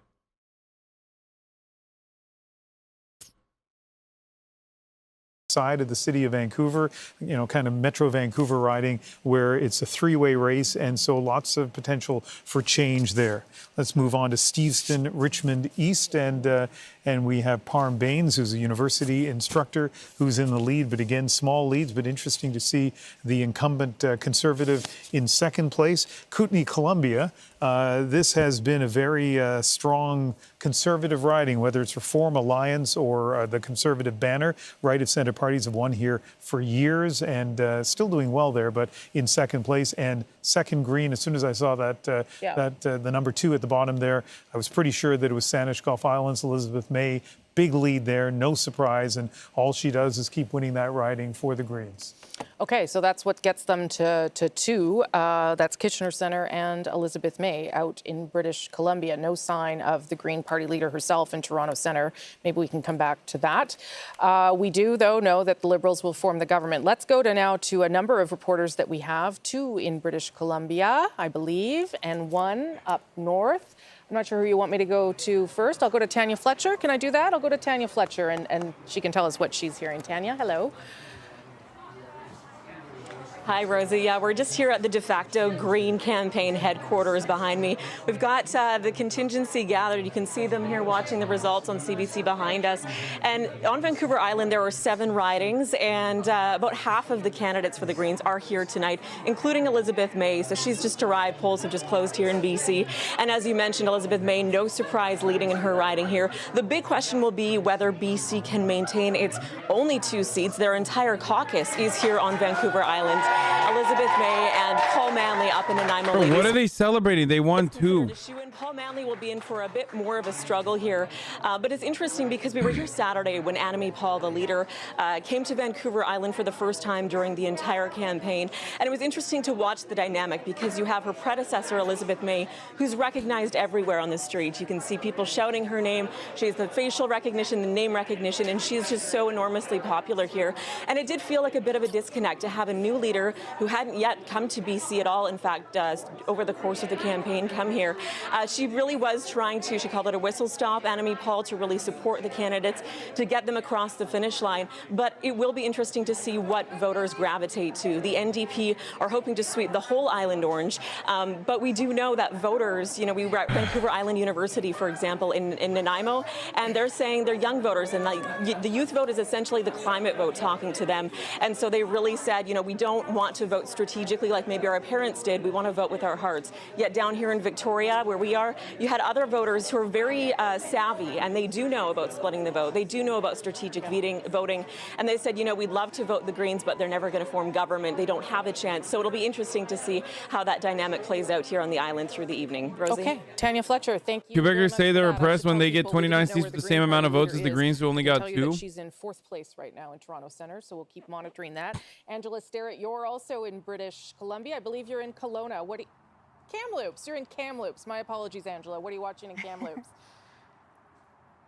That's right, Rosie, and there's been a lot of wind here today. Indigenous leaders are telling me they hope that signals the winds of change politically in this country. You know, Rosie, I'm standing in front of the former Kamloops Indian Residential School, where a national conversation was cracked wide open about the thousands of Indigenous children who didn't make it home from residential school. So voters here are really leaning in, listening to what the candidates have to say about reconciliation, but also about climate change.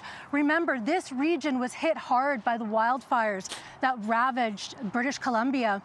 But there's not likely to be an upset here. The Conservatives have dominated this territory, this riding, for about 17 years. So the Conservative candidate, Frank Caputo, is likely to get in and not be edged out by Indigenous people's favorite, the NDP candidate, Bill Sandhu. So tonight we'll be looking at the losses and the wins, and we'll be back here tonight with Cookpee Roseanne Casimir, the chief of the Kamloops District Nation. Okay, Angela Starrett, thanks so much for that. I appreciate it. Juanita Taylor, you are in Yellowknife tonight. Bro, she said that like she has said that a lot. Hi, Rosie. Well, definitely. I mean, respect, honestly. Supporters across the north are cheering this hour, given the prediction that Justin Trudeau will once again take office. Now, what we don't know yet is just who will be representing the north in the House of Commons. Interestingly, so only one seat is occupied in the House of Commons by a member of Parliament from each territory. So Northerners only have a select few to choose from on the ballot. And there's some really interesting races that we're watching tonight. In Nunavut, it's all women in the running. In the Yukon, it's Chief Medical Officer of Health has put his name forward. And in the Northwest Territories, a parachute candidate from Ontario is hoping to get the seat, yet has never stepped foot in the Northwest Territories. But the main issues that we've been hearing throughout this campaign include climate change, housing shortages, the economy, the pandemic, and of course, reconciliation. Rosie? Okay, Juanita, Angela, and Tanya, thank you all so much for giving us a taste of what is happening in your regions of the country. Appreciate it very much. We'll continue to monitor all of that. I'm in charge of telling you which leaders have been elected or defeated. I'm in charge of a few other things, but that's one of them in terms of riding results. Yves-François Blanchet, the Bloc Québécois leader, handily wins the Belair-Chambly. Of course, now we'll have to see what's going on there, but the Bloc right now is trailing where they were, so we will watch to see whether he performs as well as he did in 2019. But he has won in his own riding, and here Bro, Schadenfreude is such a fucking weirdo.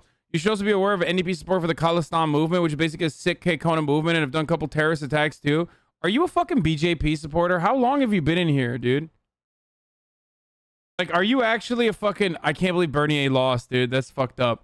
How did you lose? The election was fake. Of the Beauce. Right now, our results at 150 for the Liberals, 151, leading or elected. Conservatives at 120. Keep your eye on that number of 120. When we dissolved the House of Commons, the Conservatives had 119 seats. I love that there's a fucking chatter. Like, some of you motherfuckers really are lucky that, like, we don't cover international politics too much. You honestly get away with the fuck I'm not a BJP supporter. You get away with a lot of fucking shit, dude. Khalistanis are Kekonas. Isn't Khalistan like the fucking the Sikh movement that is like? Isn't Khalistan the fucking Sikh movement that was like being oppressed and being fucking murdered by the BJP party's like horrible policies? Isn't that literally where it's like the Sikh liberation movement, dude?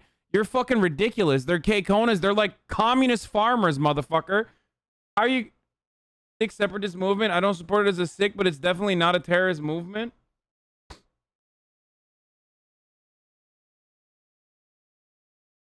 Aren't they like aren't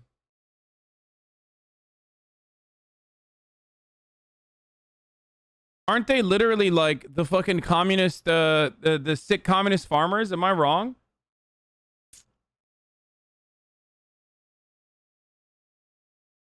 Anyway, luckily Blanchette won.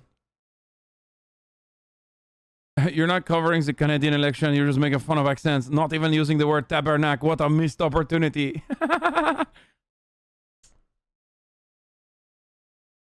Not BJP. Not BJP equals terrorist.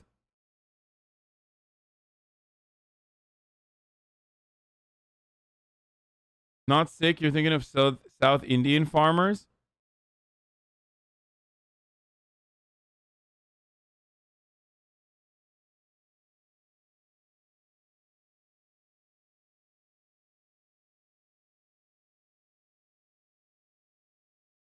Glad my cost of groceries going up after turd face spending $600 million to end up with the same results.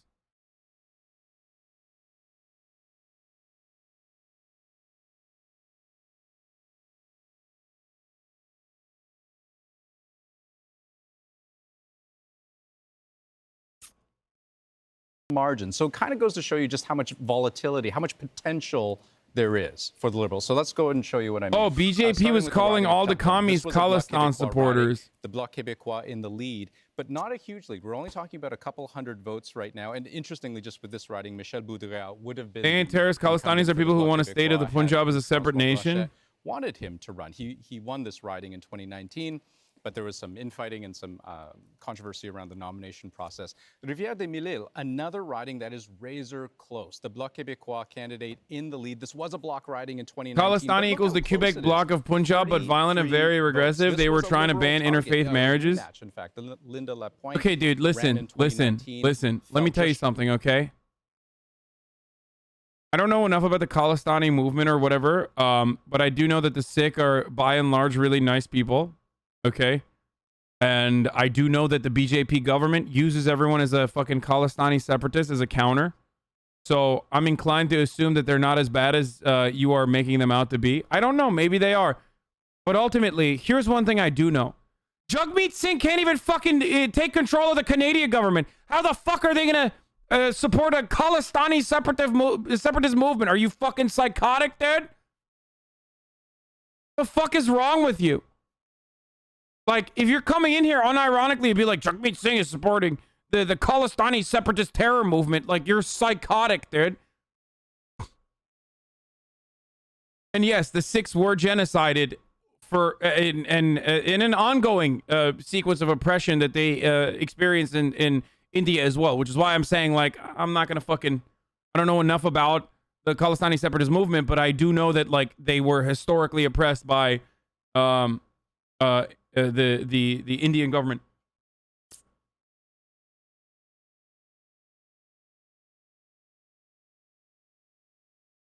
It's not pronounced Sikh. It's Sikh. Sikh. You can say Sikh too. I think the British say Sikh.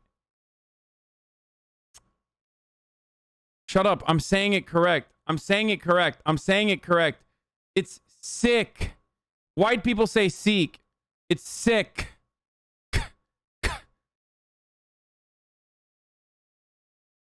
Why are we having this argument about dumb shit?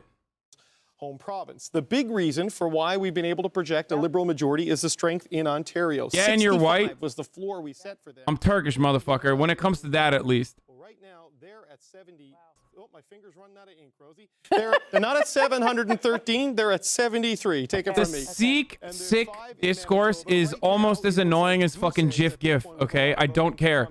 I literally don't care. Just shut the fuck up. Just shut up. Just shut up, okay? Shut your stupid mouth. All of you. And with 2 in the north.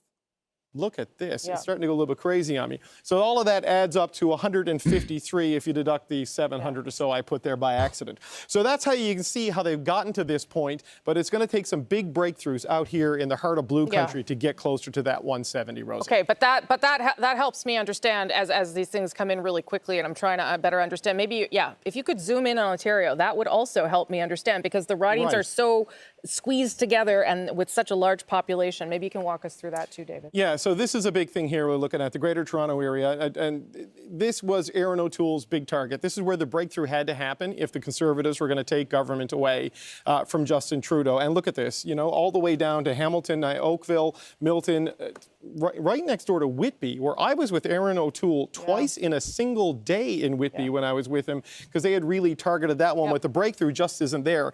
And I want to take a look at another area that we were talking about earlier, the smaller urban centers, the Kitchener region, for example. So what happens if you can't win your own fucking riding?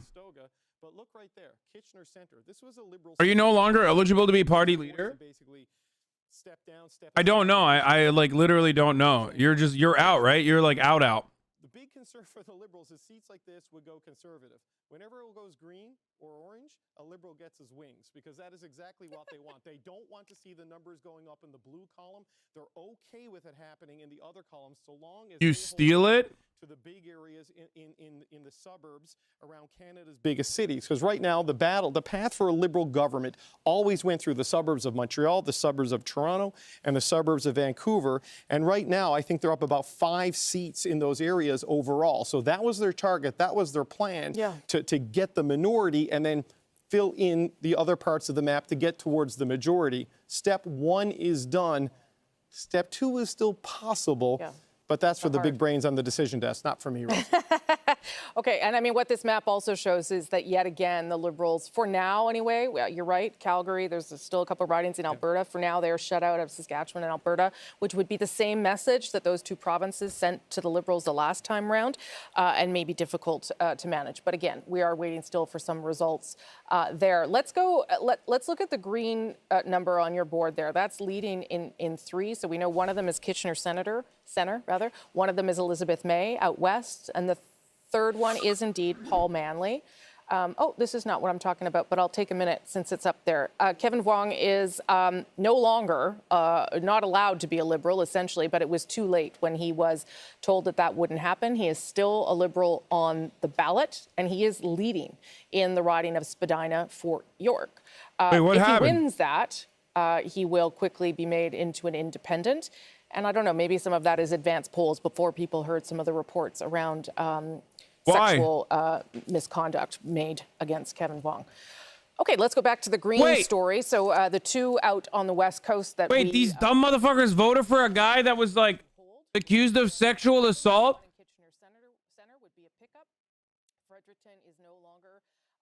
He still won? Dude, Liberals, dude. I swear to God, Liberals, boys.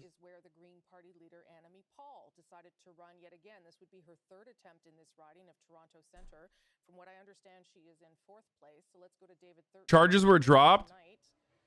I don't know, David. That's going to be that's a rough night then for Annamie Paul personally. Yeah, it's a kind of an awkward vibe here right now. The bloc leader is a full-on rapist, you fuckhead. Wait, why am I supposed to know that, man? I'm sorry, like, I know we're, like, entertaining this. I know we're covering Canadian politics, but, like, bitch, I didn't even offer the fucking California recall this much coverage, and it's arguably more significant than what we're watching right now, okay?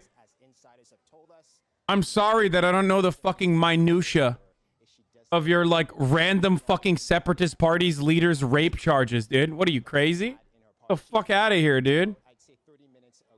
This guy is like actually mad. Concerned with the long lines that we're seeing in Toronto, and she's especially concerned about her own riding because in the last election they had 91 poll sites. This time they're down to 15, so that is a significant drop. I think the greatest drop in poll sites compared to 2019 in all of Canada. She said in the past that calling an election during a pandemic is akin to voter suppression. So she's very Look, I love my Canadian chatters, and that's why I'm covering it, but like, come on, dude.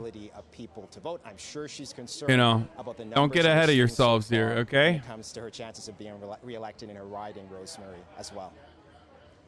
Okay, David Thurton, you're in Toronto tonight, where it doesn't look at this stage like Annamie Paul's going to win that seat. It's her third time trying. It's a tough one. Perhaps she'd have to try another riding if she wants to stay on. But given the conversations I've had with her and David Thurton has had with her, it doesn't seem like that is where things are headed. Okay, we are looking now at the Liberals leading at 152, the Conservatives at 120. That's pretty close to where we were 5 weeks ago, which, as we've all pointed out, begs the question, why did we do this? I hate that question because I do think it's good to weigh in on things and have a debate about issues. But I do love covering Canadian politics because, like, it's just fun, though. For you, Jerry Butts. Like, it's just funny. Does the Prime Minister? It seems like the stakes are low because, like, the Liberals are gonna win, or do people start and you know you're not gonna get all the goodies that you need. Does any of that start? But at least, like, well, as long you know, as you still have like some social safety net shit like that. Yes, okay, but like, he's Like just one, so he has a little. Why the hate against Quebec? Quebec sovereignty movement comes from the left. Quebec legislation is more left than the rest of Canada. We've gotten a clear mandate to work together on a set. I don't know where to begin, man. I think Quebec should separate. Okay, they should have their own thing. Last a full 4 years. Right. That's my perspective on things. It's certainly not speaking for the party, but that's the note I would be sounding tonight if I were. Okay, I give up. Any of the parties. It's a war of attrition, and the Quebecois, the Quebecois won. And this war of attrition, the Quebecois won. I'm not asking if you think he's. I give you. I'm asking you. At some point, does it become a question of how long he wants to be the Liberal leader? Well, I think that's always a question for any leader, but I think retiring from politics would be the farthest thing from Justin Trudeau's mind tonight. He just got a fresh mandate. Say what you will about the circumstances of it, but to me, it's a 4-year mandate, and it will stand unless the government is brought down for some reason. Yeah. Okay, so then same question to you, Lisa Raitt. If we look at that, we're back up to 121, which is where Andrew Scheer left the party, and he was pushed out. How does Erin O'Toole make the case that he gets to stick around for another election? Well, he goes to caucus, and he's got a couple of new members. Even Chomsky a few years ago was support Quebec Solidaire. Isn't Quebec Solidaire the Socialist Party, though? Not fucking Bloc Québécois? That's entirely separate than fucking...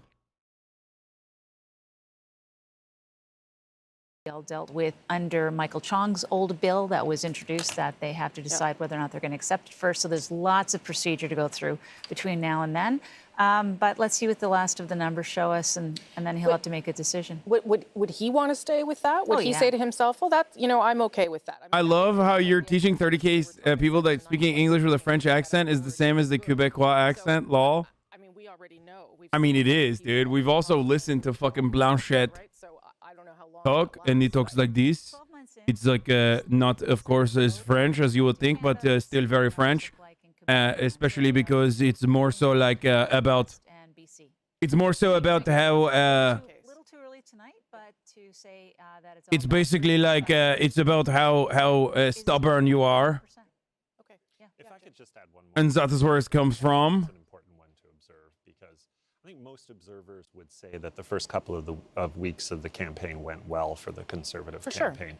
One thing that is super clear tonight, in particular in Ontario and Quebec, is that the gun lobby was thoroughly rejected by mainstream voters in Canada. And what gun lobby? Like, what are you guys talking about, dude? The fuck do you mean the gun lobby? There is no gun lobby, dude. What gun? What lobby? There's like 8 people. The Canadian gun rights activists literally advocate for gun regulation, okay? And gun control. That's your fucking gun lobby. There's like 8 people. And they unironically advocate for more gun control.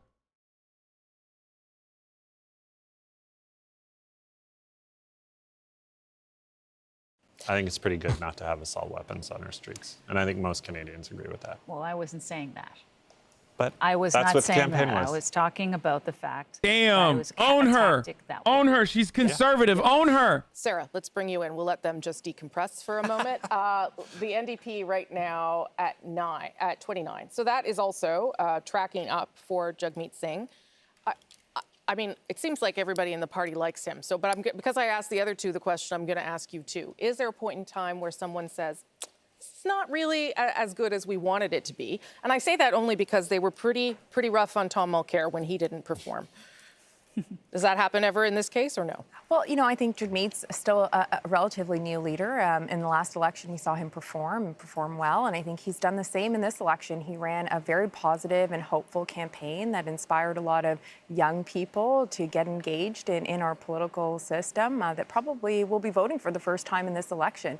We're trending upwards. I think he's doing a great job as leader, and we got to give him that opportunity to Dude, if I were to look, I love Jagmeet. I think he's a very cool person. I think he's a very nice person.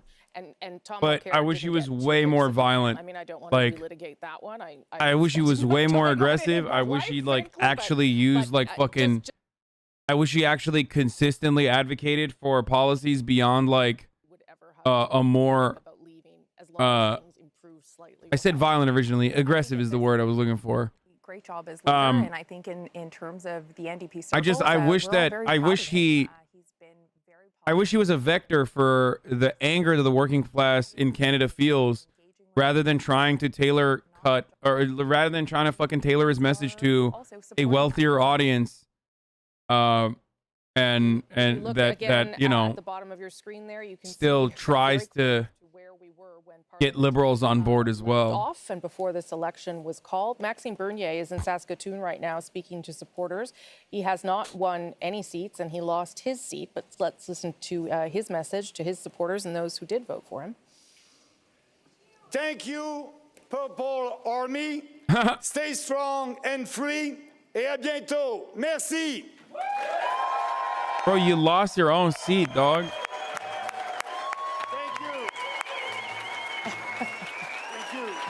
All right, well, clearly, Maxime Bernier probably had more to say than that, but we just caught the tail end. We'll bring you some more of his response to the outcome for Maxime Bernier tonight. There has been an increase in support for him, just not a significant one, and certainly nothing that would translate into any seats.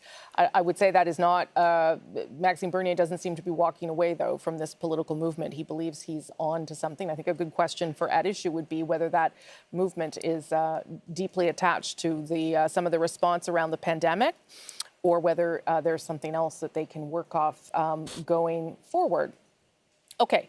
We are waiting as well to hear from other leaders, because typically after a government has been projected, as we have in this case, projected a Liberal government, you will then start to hear speeches from those who did not win tonight.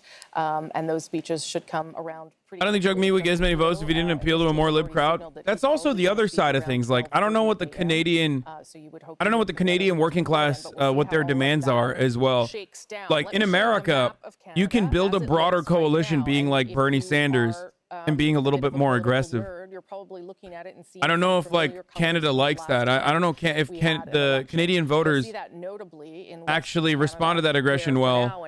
And then also another thing that I always forget, and this is the Turkish in me, but I would suspect that him being a brown dude probably does not play too well to building a broader working class coalition, because there are ultimately a lot of older people voting, and they're probably fucking racist as shit. Liberals are forming government. If we were able to dive all the way down with our camera into the bottom of Ontario, you'll see that that's where the vast majority of those ridings are.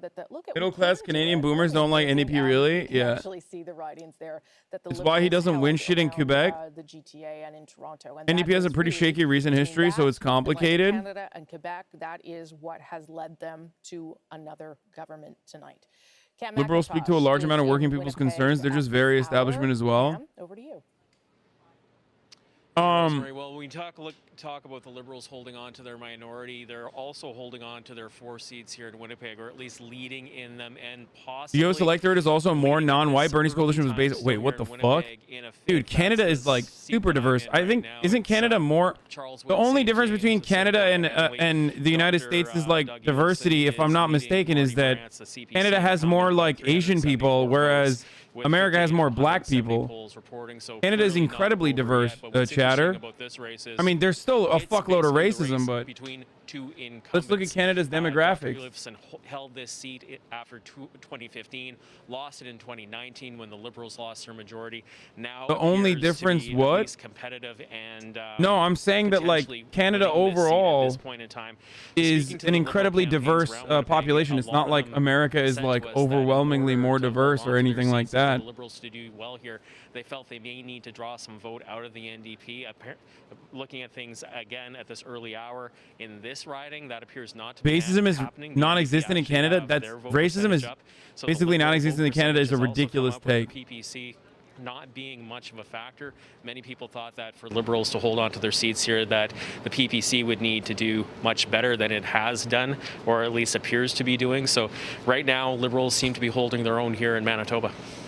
Cam McIntosh with The View from my home province tonight. Thank you so much. As we look at those results there, again, that are very similar to where we left off, just another point to remember is that that was actually a House of Commons that Justin Trudeau made work. He had complaints about it, for sure. And when I interviewed him last week, he said that it wasn't always an easy one.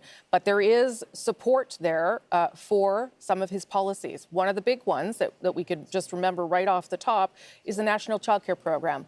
8 out of the 10 provinces and territories Holy shit, Canada's actually whiter than... summer. It is something that he pushed. Damn, Canada is whiter than America. That's crazy. Be able to get the support both from the NDP and the Bloc. I mean, I actually thought Canada was like just as white as America, if not less white. God damn, dude, Canada's literally milk country, bro. What the fuck? 72.9%. That's crazy. Rosie, we heard Juanita Taylor, characterize what was happening in the north. 3 ridings to look at. Internet Jorge says it's too cold for Mexicans, fool. Is the incumbent. That lead isn't big, but that is that's not inconsistent. Only Toronto and Vancouver. Yeah, my only understanding of Canada is Toronto. This was the. I think that's why. That was held by Mumula Kakak, who, as you know, stepped back. Lori Idloud is a lawyer. She's a new candidate, but she's very well known up there. And if we head into Yukon... To be fair, the U.S. definition of white is weird. It's a very small lead, but Yukon has a history of very tight races. He's the chief medical officer of health there, has only taken a leave. Well, as far as black goes, and, Barbara Dunlop, just I was correct. Keep an eye on her. She is a romance novelist. Like 3% black population in Canada versus America's 13-14% black population. So Canada is a lot less black than America. And Canada does have more Asian people than America does. Apologize, I said America is more non-white. Yeah, that's true. I was right with respect to like the breakdown of different non-white subgroups, but...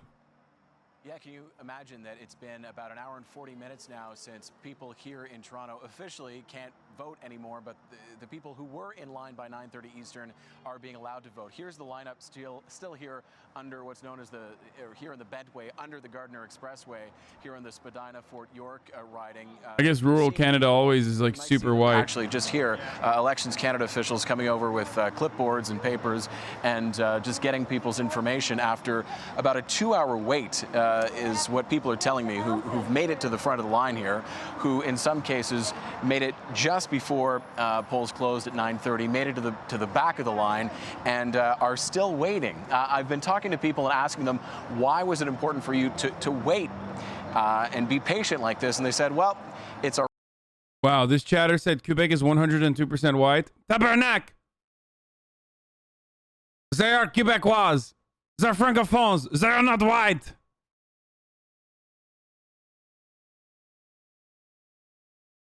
I'm not going to say the next thing. People behind me here, and so I would say there's still still at least 45 minutes of waiting for the people in the back of the line.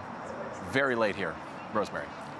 Okay, Thomas. Well, I applaud those people, and I applaud you for sticking out there with them as well. This obviously a clear sign of how a pandemic affects an election. We'll see whether the voter turnout has America's any more impact as well. Latino. Thanks, Thomas. Appreciate Canada it. is more Asian. And now we are ready to bring you some more news right now. Our CBC News Decision Desk ready to make another call tonight. Canada, your next government will be a Liberal minority government. Justin Trudeau, as we already told you, will hang on as Prime Minister tonight. The Liberals remain in government. Bro, this literally turned out to be the California recall. Like, this literally turned out to be the California recall. Just nothing changed. And you just spent like around the same amount of money to fucking hold this dumbass election. On the future of this country, you have done that. And you have told Justin Trudeau that you want him to have some checks and balances around him in the form of those other parties. And we are returning basically to a House of Commons that is close to a standstill. Don't talk about those Hasan Abu. You never tested oppression. When the House was dissolved. We go through a lot in Quebec. It is a victory call. Yeah, It dude. is a victory nonetheless.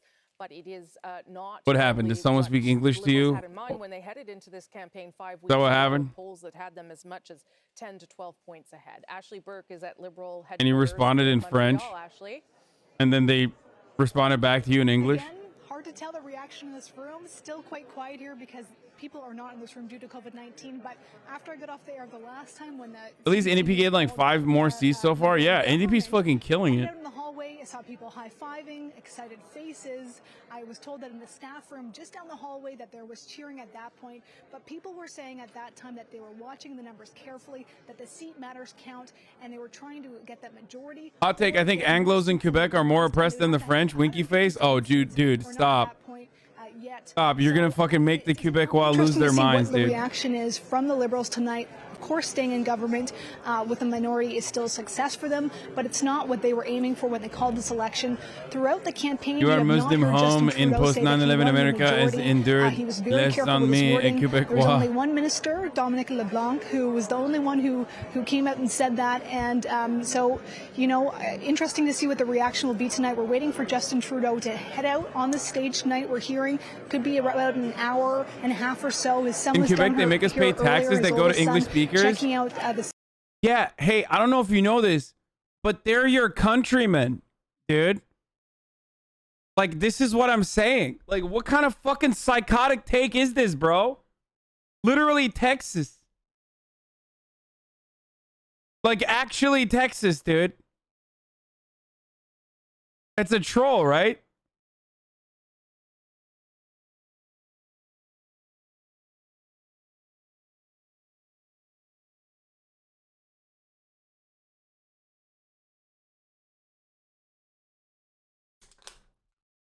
Quebec sauce. Quebec sauce. Wait. Not unlike what we saw in the last Oh election, my right? They God, had conservatives more won more. vote, but Are you fewer fucking kidding me? Wait, what? Seats is what brings them government. So they are just slightly trailing behind the Conservatives when it comes to share of vote. Let me show you what it looks like in terms of seat change, and it's not going to look like much. We already Wait, know conservatives always win the popular vote? Really? just 5 weeks ago. So the Liberals right now down 2, the Conservatives up 2. Look, the Bloc down 3, which is an interesting storyline we can dig into more in the days ahead. NDP up 5. So they have an efficient vote there, too, for the NDP as it comes out. We should tell you as well, if you are wondering that there were races that are close, and you are wondering at home, you said to yourself, well, This election has been a massive L for the Black Quebecois. We have lost 3 seats. The decision desk took all of that into account. Now I will we tax the English speakers more. Which riding across the country we are able to tell you that is how we made this decision. We know that we're a minority, and we took all of that into account. So it's not that your ballots don't matter, it's that they are in ridings that we already were able to call based on other information. So those ballots will still be counted tomorrow, but this is still the outcome tonight. David Cochrane is over at the board with another look at how we got here. Yeah, Rosie, really for things to change tonight, we needed to see one of two things. Well, We right-wing needed to see Quebecers talk on exponential Reddit about growth the and a big stream, so breakthrough there in are Quebec trolls. by the Liberals to get to a majority, or we needed to see that kind of exponential big breakthrough in Ontario for the Conservatives. And really, neither one of those things has happened. So just to It's walk us just through, funny the because, Liberals are like, down to the most right-wing Quebecer is still like, okay, you know, they say the same hateful shit about like Muslims and stuff and like French supremacy and whatever. So they're just like the French. But when it comes to social safety nets and shit, like they're fucking, you know, we align completely. I feel like it's not like they're fucking, you know, all their anger revolves around like racist shit. Like all the differences that we have revolve around like race related shit, or, you know, not race, but like, you know, French supremacy. Like the most right-wing Quebecer still probably agrees with like social safety nets, shit like that. You know what I mean? They're just fucking weird and want like only French-speaking immigrants to come in to Quebec, shit like that.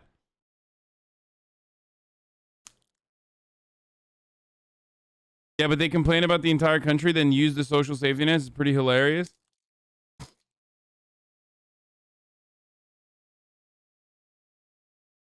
minority Liberal government, and Erin O'Toole could win the popular vote like Andrew Scheer did, increase the seat total marginally like Andrew Scheer did, and still face a leadership challenge potentially like Andrew Scheer did, because within But the people 1 month, saying, what about the PPC? Bro, are you fucking kidding me?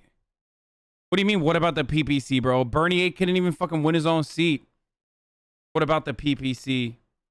What about them?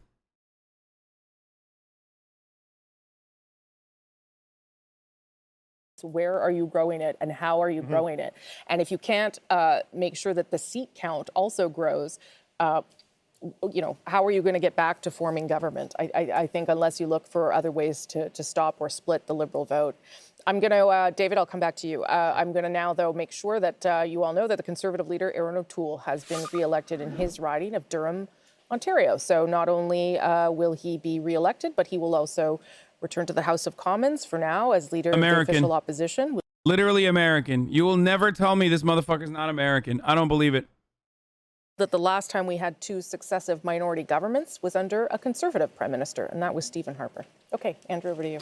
Yeah, so let me expand on a point that David was just making about the lack of a breakthrough in Quebec, because when you think about Quebec, the Bloc Québécois did 2 things in 2019. They took a big bite out of the NDP, and they took a big bite out of the Liberals. And if the Liberals were going to really have traction tonight, they would have had to undo a lot of the damage done by the Bloc in the last election. But we can see in a number of key ridings, they were not able to do that. I'll show you what I mean. So in La Prairie, this was a riding that did go to the Bloc Québécois in the last election, a riding that the Liberals had pegged as one that they had a shot in. It was close in 2019. They lost just by 5 percentage points, but Alain Terrien, well known politically, you know, he spent 6 years. Okay, hold on. I want to watch this. So in 2011, Jack Layton reminded us why we need electoral reform. In 2015, Liberal Party repeatedly promised they would end first past the post. They did not. Now in 2021, they may lose because of that. Jack Layton, Mr. Harper saying here, he's ready to accept that were he to get a majority, and I'm doing everything I can to stop it, because I'd like to lead this country, despite what Mr. Ignatieff says. But he could possibly do it with significantly less than 50% of Canadians supporting him. That's undemocratic. We need to change our electoral system. There's something wrong with the system that when a party, the Bloc Québécois, we'll pick that example, has 1.3 million votes and gets 50 seats in the House. And we've got the Green Party that gets 900,000 votes, not that far behind the Bloc, they get 0 seats. It's time that we had proportional representation in this country so that we had a proper representation of everybody's point of view when it comes to that House of Commons. And by the way, while we're at it, I mean, low-key, wouldn't the Conservatives win with proportional representation? let's stop the undemocratic Senate from doing what it does, and it should be abolished, in our opinion. Wasteful and expensive and a repository for political friends. Let's get rid of it, and let's test the Canadian people on that one. Let's really fix what's wrong in Ottawa. Jack Layton. They'd never win? Wait, did I misunderstand exactly why they won't change it?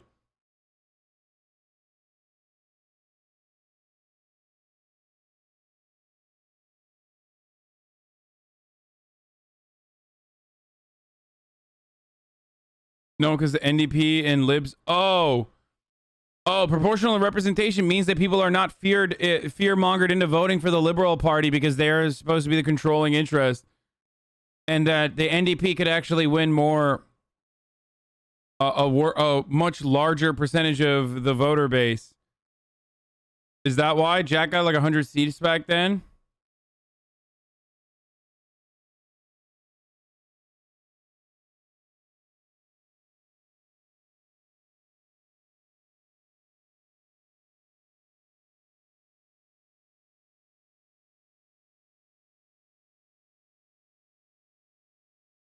But we have Drake. He's black.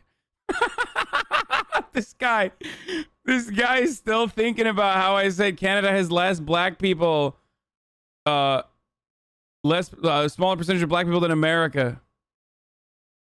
A lot like the one that we left with in 2019. And that's because the Liberals are leading and elected in 156. Remember, they won 157 in 2019. Conservatives at 123. They won 121. This means, of course, yes, that Justin Trudeau has a Liberal minority. Jack got 100 seats because the Libs ran an actual American. Yeah, what's up with that, dude? Canadians, like, why do they keep running Americans? The Conservative Party's last guy was literally an American, right? Wasn't he, like, actually an American?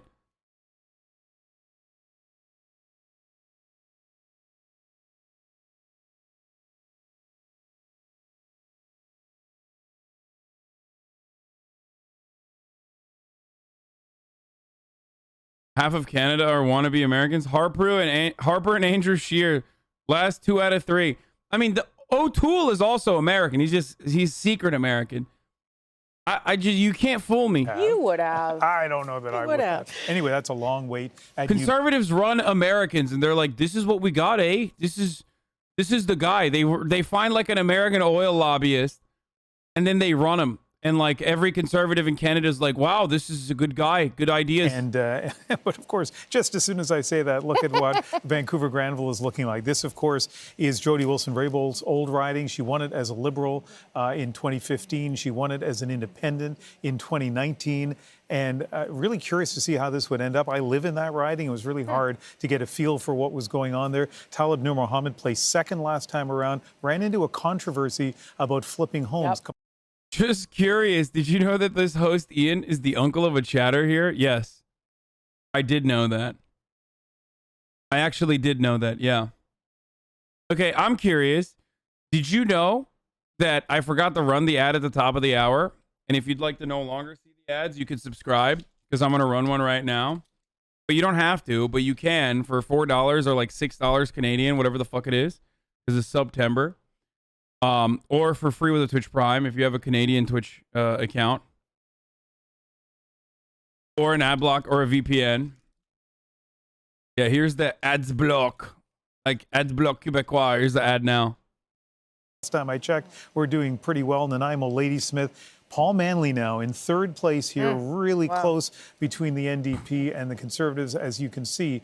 But potentially of those 3 ridings could be 2 pickups for the NDP. And let's wait and see what happens in Vancouver Granville. Okay, thanks for that, Ian. I'm just going to ask if we can get to at issue soon, because I really want to hear their initial thoughts right now. But first, let's go to Tanya Fletcher. She is out on the island. There are 2 seats now for the Greens. One is in Kitchener Centre, but one is where Tanya is. So Tanya, marketing to Canadians, yeah, dude. I've given more attention to the fucking country of Canada in these past couple of hours than I have in many years, okay? The Canadian frogs are eating today. Results. And no, when I say frogs, I don't mean the Quebecois, okay? Don't get mad. Still very close in Nanaimo Ladysmith with Paul Manley, and no surprise, you're doing very well at the moment. So take us through your surprises and, to be honest, your disappointments tonight so far. Well, I still don't really know how to read it. I'm extremely, for the good of the country, I always forget that, and this is like, Beckner talks about this on Chapo a lot. But yeah, I always forget that Canada is so white and also has like Nazi monuments. That's always the weird thing to think about. Like, don't they have victims of communism memorials like that both the Liberals and the Conservatives defend that have like unironic fucking Nazis on them and shit, and Nazi collaborators? Very weird. What's up, Canada? What the fuck's going on, dude?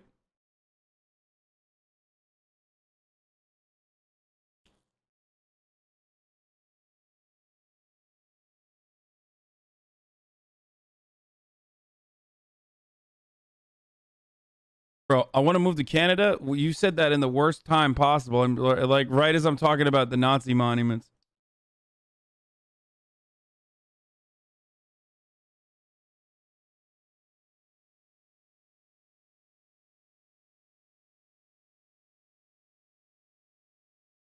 It's all Ukrainian stuff. Yeah.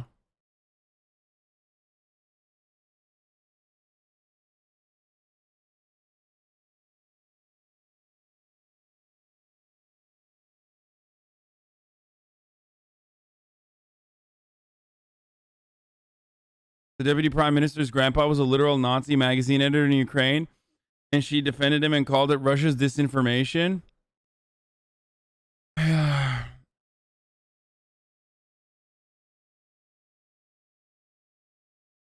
Bro, I do not care about the Green Party. I'm sorry. I don't care.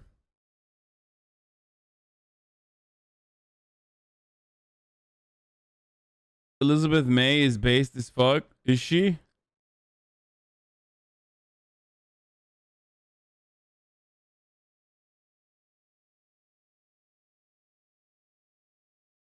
Yeah, dude knows nothing about Canada and is shitting on Quebecois face for no reason. Lol. Fuck off. Lol. That's an awesome fucking. That's an awesome PFP though. Lolly! What did Quebec do to you for getting such hate? Dude, I'm gonna come to Quebec. Okay? You understand? I'm gonna fucking come to Quebec, dude. I'm gonna come.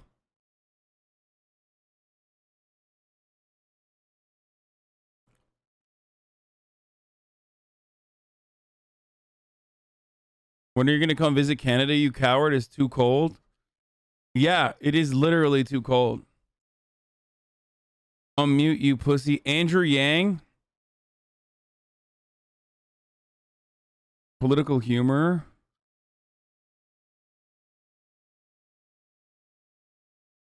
As a Canadian, it's really scary and troubling to see such thing happening in the U.S. It looks like the Trump virus is spreading little by little in our country too. Aww. Quebec literally had universal healthcare for the rest of Canada. Keck W. What the fuck do you have against French people?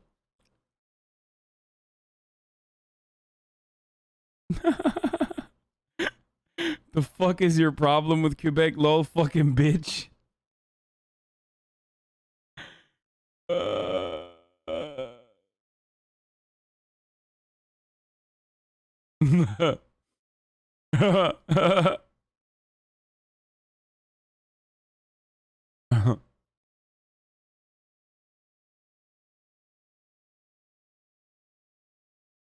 you even have any Canadian mods? That's what I thought. Bitch, stop making fun of Canadians.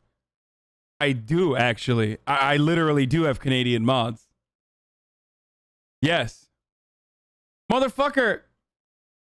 First of all, I have Canadian mods. And not only that, but I've been more involved with the Canadian election than I have with the American election. Like, people running for office in America don't come on my show. Except for like AOC and Ilhan Omar and a select few. Like, ultimately, I got, you know, the leader of the NDP to like play fucking video games with his shit. You know, he's the homie. Like,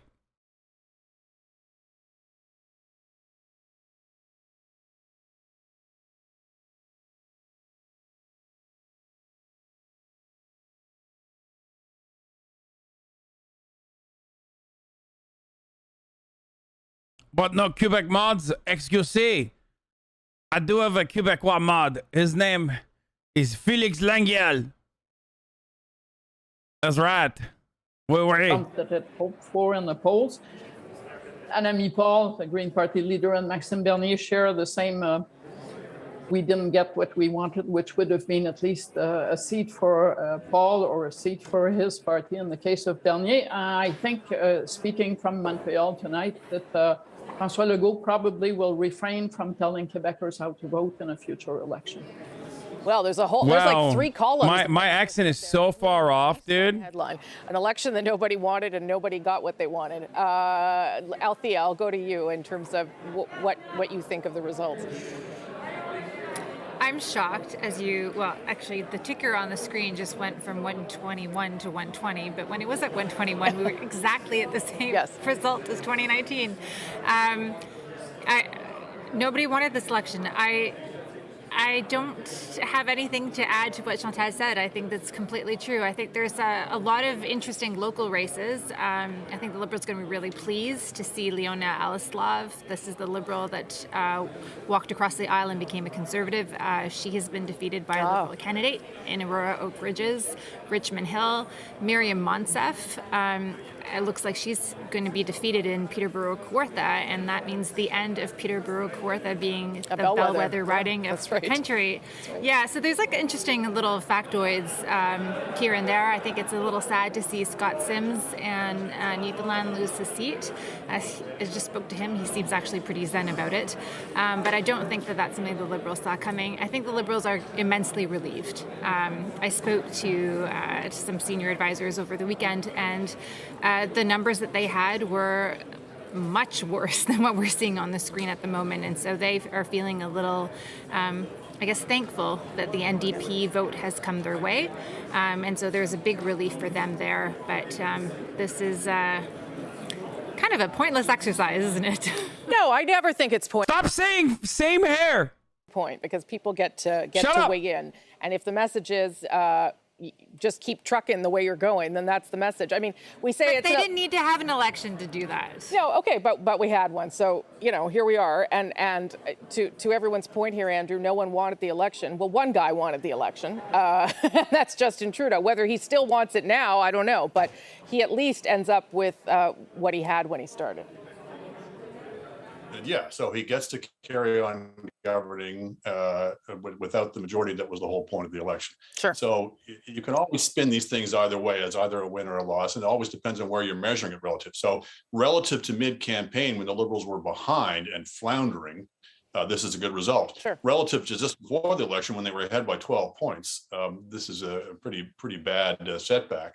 But probably from the grand scheme of things, this is an accurate reflection of where the public's at. Yes. I do think, that both the Liberals and the Conservatives have to think hard about how stuck in the mud they are. They have come in 2 elections in a row where the 2 major parties, the parties that have governed Canada since Confederation, were at basically about 1/3 of the vote. And the Liberals in particular now have finished behind the Conservatives in 5 out of the last 6 elections in the popular vote. In this case, they did so having papered the country with money in the last budget, having had dominated the airways through most of the pandemic. So they've got to be wondering why they can't get further ahead. The Conservatives certainly looking at how the level of disaffection with the Prime Minister, why they were not able to capitalize on that, even with their complete makeover of their image and their policies in the platform. They've got to be asking themselves some searching questions as well. Yeah, those are excellent points. I had made the point earlier about the Conservatives sort of, re-examining who they are, but you're quite right, Andrew. Maybe it's a question that the Liberals should be asking too, given that they've ended up with the support that they had in the last one. Elamine, your thoughts? I mean, listen, we started off this campaign with the Prime Minister saying that this is going to be a historic election, an election where we sort of look at what the COVID recovery economy is going to look like. Well, that is not where Canadians' heads are at. And actually, I'm not sure that it was so much a repudiation of the idea of having this election, so much as it was, in fact, the event, right? Like the fact that schools reopening happened and the Delta variant kind of reared its head. And the parties kind of had to respond to that reality. And at the end of the day, it looks like Canadians did not want to suddenly change horses. That, in fact, the very delicate... Okay, it's over. I think we're done. I think I've shit on people from Quebec enough, which is what was the main reason for me covering Canadian elections, was so that I could, make fun of people from Quebec. Please correct your POV on Khalistanis. Your views literally like saying Taliban might not be bad because the Republicans oppose them. That's some dumb fucking radlib shit, brother. You know what else is common between the two? Both were funded by ISI. The Khalistanis never called for freeing the Pakistan half of Punjab, only the Indian half. I'm not a BJP supporter. Check my chat history. You have said some sus shit in the past, though, Schadenfreude. Is this you? You versus the person your girl tell you not to worry about? Okay, dude. Yeah, it's over. Nothing changed in Canada. Liberals said started from the same point and now we're here. And, you know, guess what, dude? That's very similar. From CA to CA, folks.